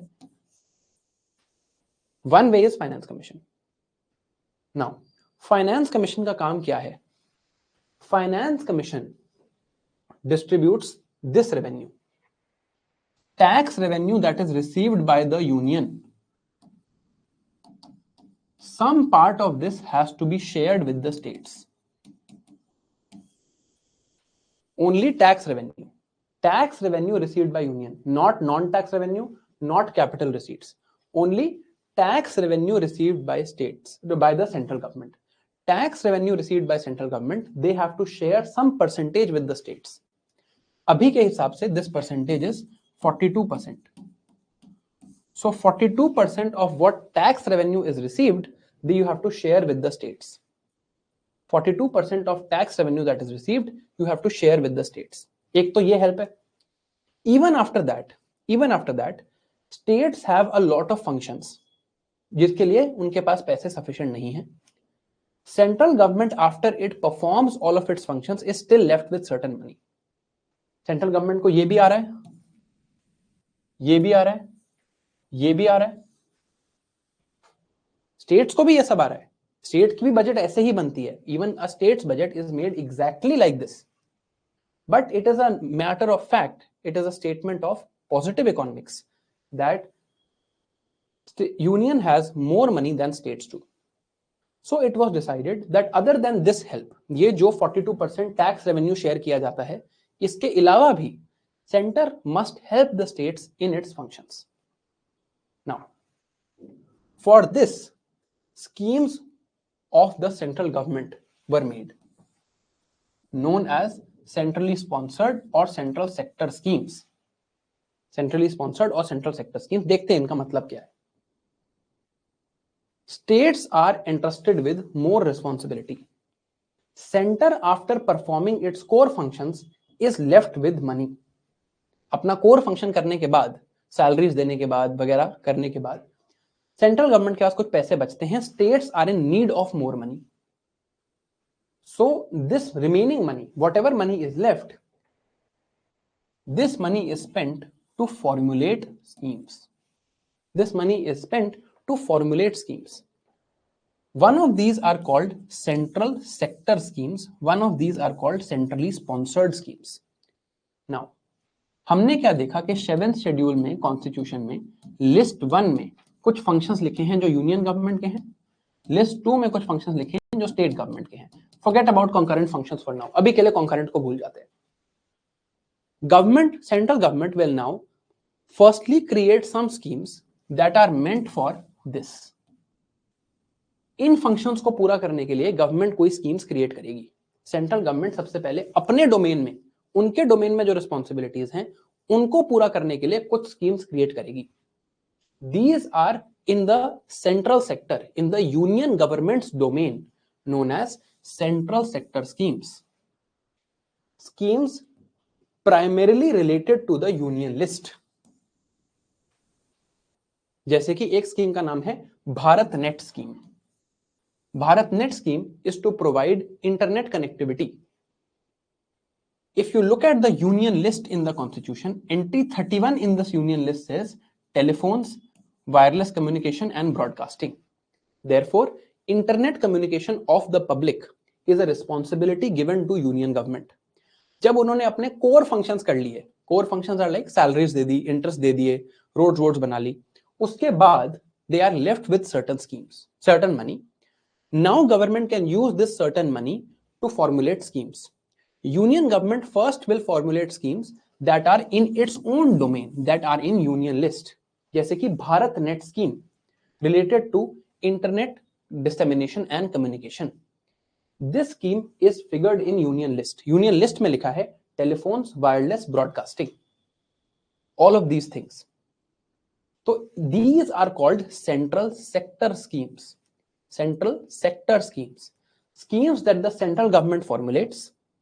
Schemes that the central government formulates in its own sector, in its own domain, which is the union list.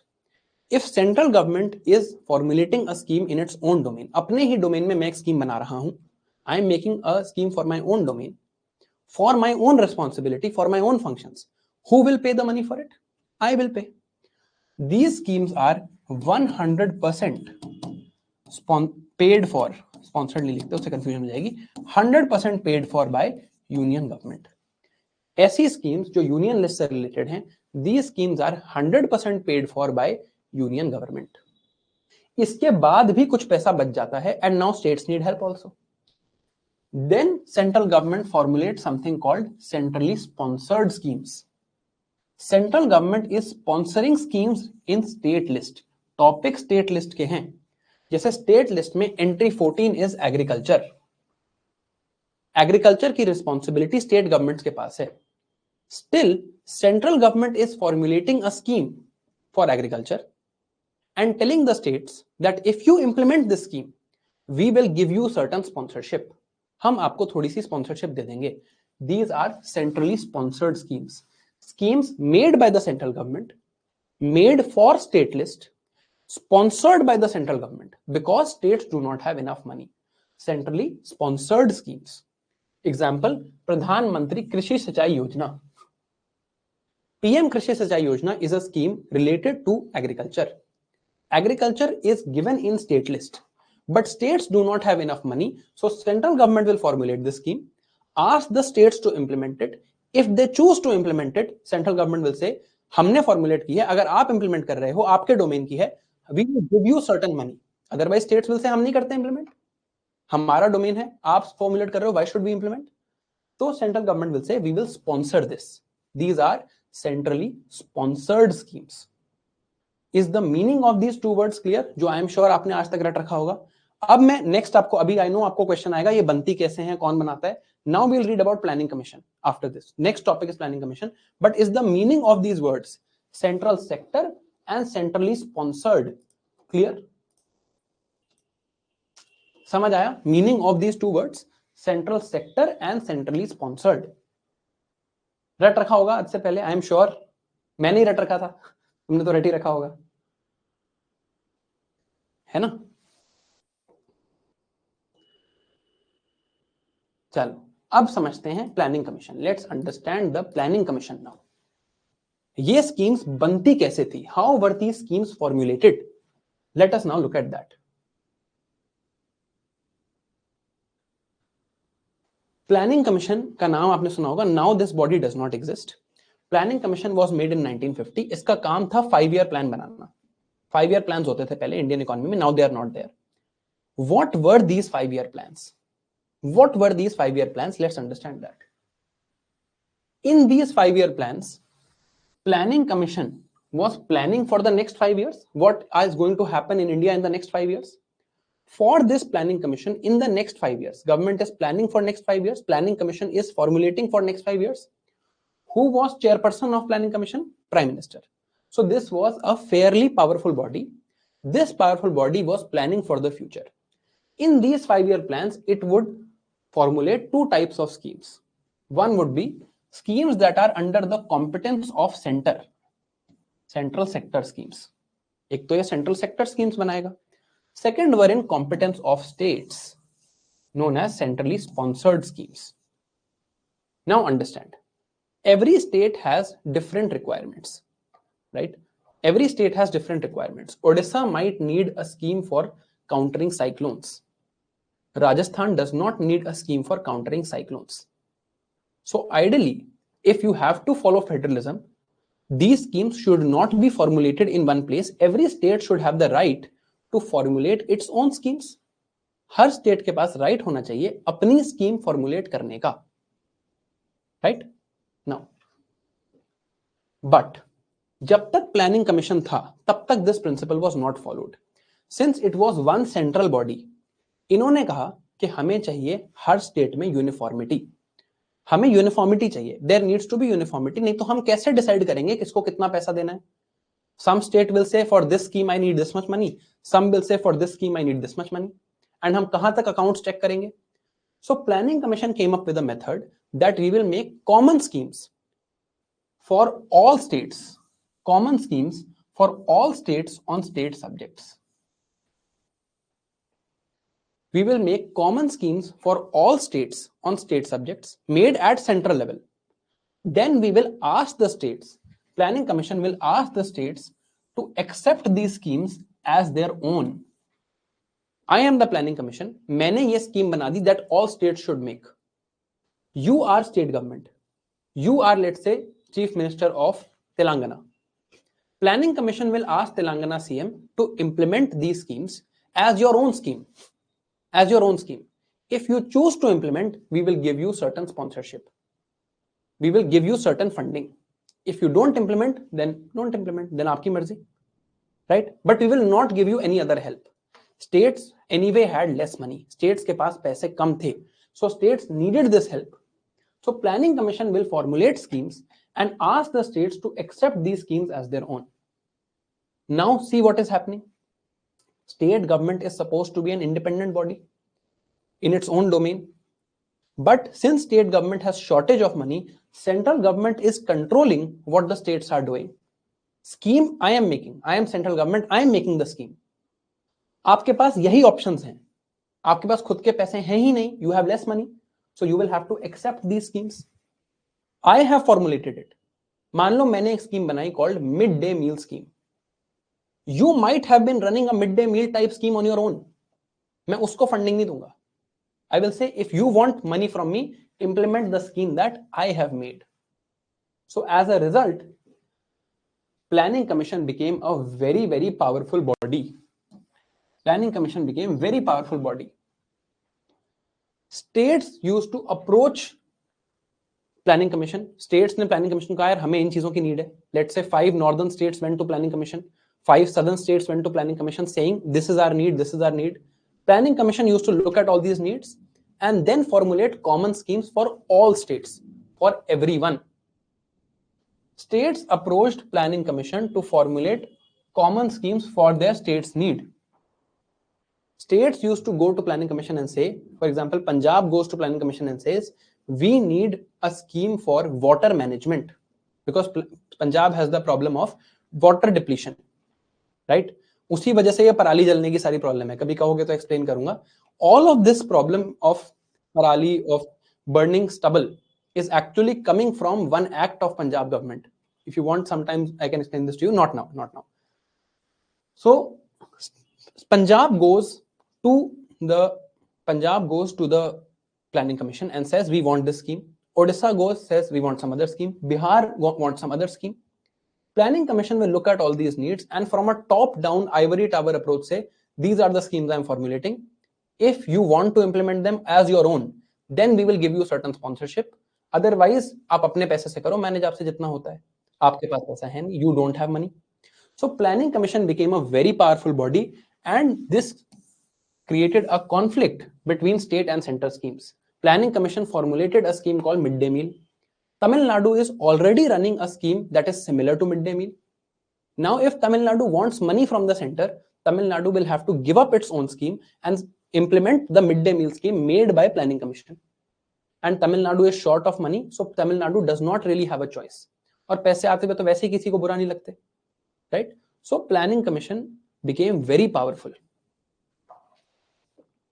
Now, over a period of time, number of schemes like this became 150.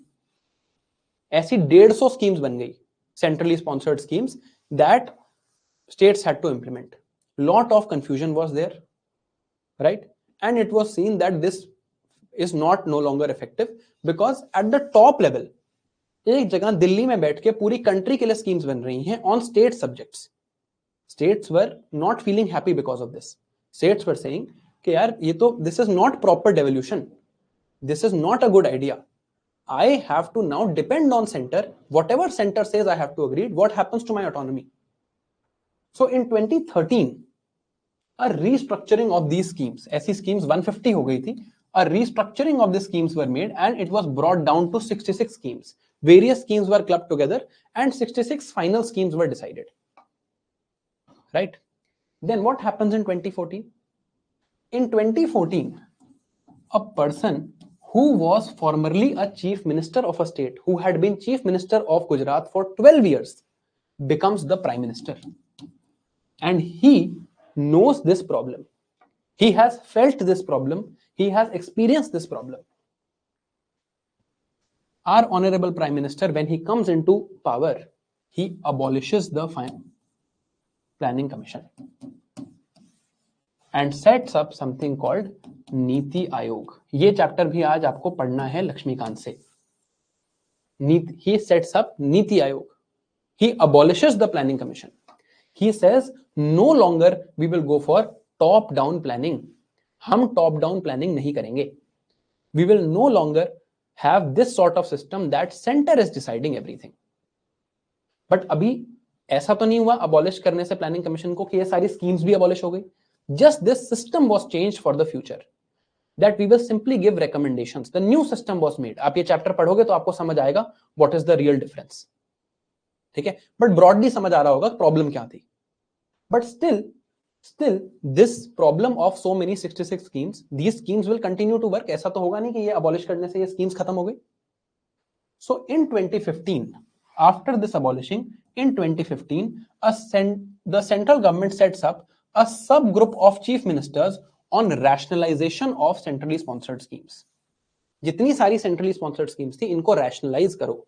This committee was headed by Shri Shivraj Singh Chauhan, who was at that time Chief Minister of Madhya Pradesh. This was called Shivraj Singh Chauhan Committee.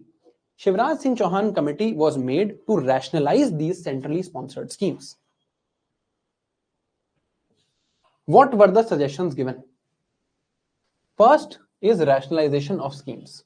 Second was flexibility of states with regards to implementation of these schemes. States should be given flexibility as far as implementation is considered.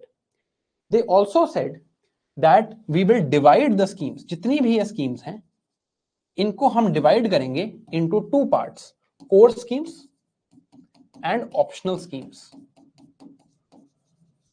Core schemes को भी हम further divide करेंगे. We will designate a certain scheme, certain important schemes called core of core schemes. तो सारी जितनी भी 66 schemes बची थी, उनको rationalize करके divide किया गया in core schemes and optional schemes. Core को further divide किया गया into core of core schemes. There are 8 core of core schemes. ये मैं आपको कल दिखाऊंगा. There are 8 core of core schemes. This every state has to implement. Everywhere else there is flexibility. There is rationalization. States are now invited in planning. अब ऐसा नहीं होता कि नीति आयोग का अगर आप स्ट्रक्चर देखोगे, you will realize that states are also invited in this planning. States के साथ consult करके we are now moving to something called consultative federalism, cooperative federalism. We will now cooperate with the states. We will cooperate with the states and then make these schemes, not have a top-down approach. Okay. So core schemes, optional schemes and core of core schemes. इसका यहां पर funding pattern लिखा है. Please read this funding pattern once.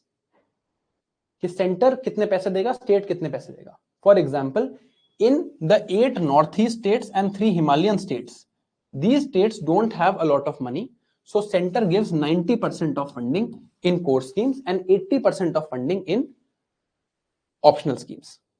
In others states, center gives 60% funding, state gives 40% funding. This is the idea. So 8 core of core schemes were written. Others were core schemes and optional schemes. Core schemes were total 30. I think somewhere 31 or 30. I'm not able to recall the exact number. 30 or 31, and core of core schemes were 8. This division was done. Now, there were also some states at that time who were given a tag of special category states. आपने बहुत बार सुना होगा जब budget आती है, many states are saying give us special category status. Special category status. Now this tag does not exist, तो हमें पढ़ने की जरूरत नहीं है. What was the broad meaning of this tag? At that time, this tag meant that जो पैसा sponsorship की तरह center देगा, whatever money center gives as sponsorship, will that sponsorship be given as a grant or will that sponsorship be given as a loan? For special category states, center's share was given as grant. For other states, it was given as loan. That is why there is this demand. You must have heard in the news. For example, Bihar के जो chief minister हैं, Shri Nitish Kumar ji, he has demanded a lot of times that Bihar should be given special category status. This is what it meant, but now this tag is no longer there, so we don't have to read about it. So what I was trying to explain to you was, कल हम यहीं से पढ़ेंगे deficits और capital expenditure से. What I was trying to explain to you was special category schemes, special category states, ये तो छोड़ दो.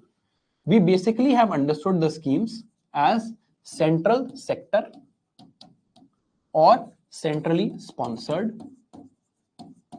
In centrally sponsored, we have read the rationalization of this as core schemes and optional schemes. Out of core, there are some core of core schemes. We have also understood the methodology of Planning Commission, and you will read about Niti Aayog. But why Planning Commission was established and why it was abolished, both are now clear to us. Okay. Now just wait for 1 minute. I want to show you something and then we'll end the class.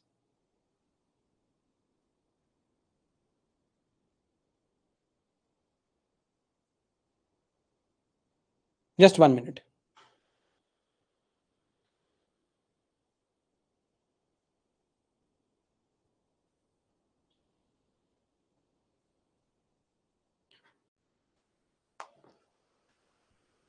Yeah.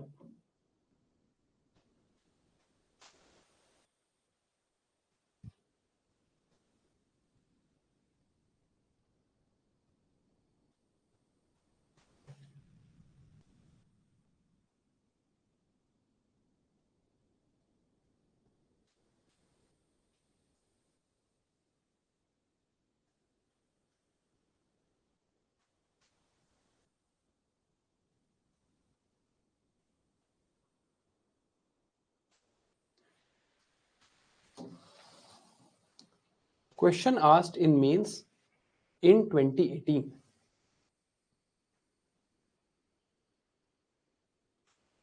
Question asked in mains in 2018. Look at this.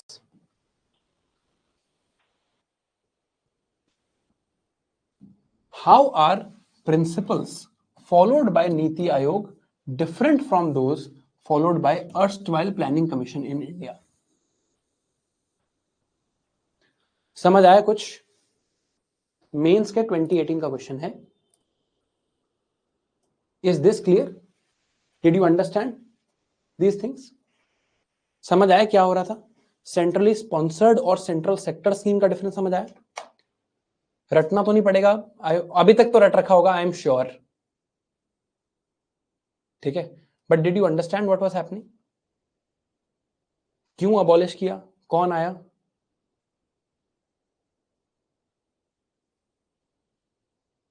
है ना? Now चलो, now you have to go do your homework. Your homework today is twofold. Twofold homework is there. Read about Finance Commission and read about Niti Aayog.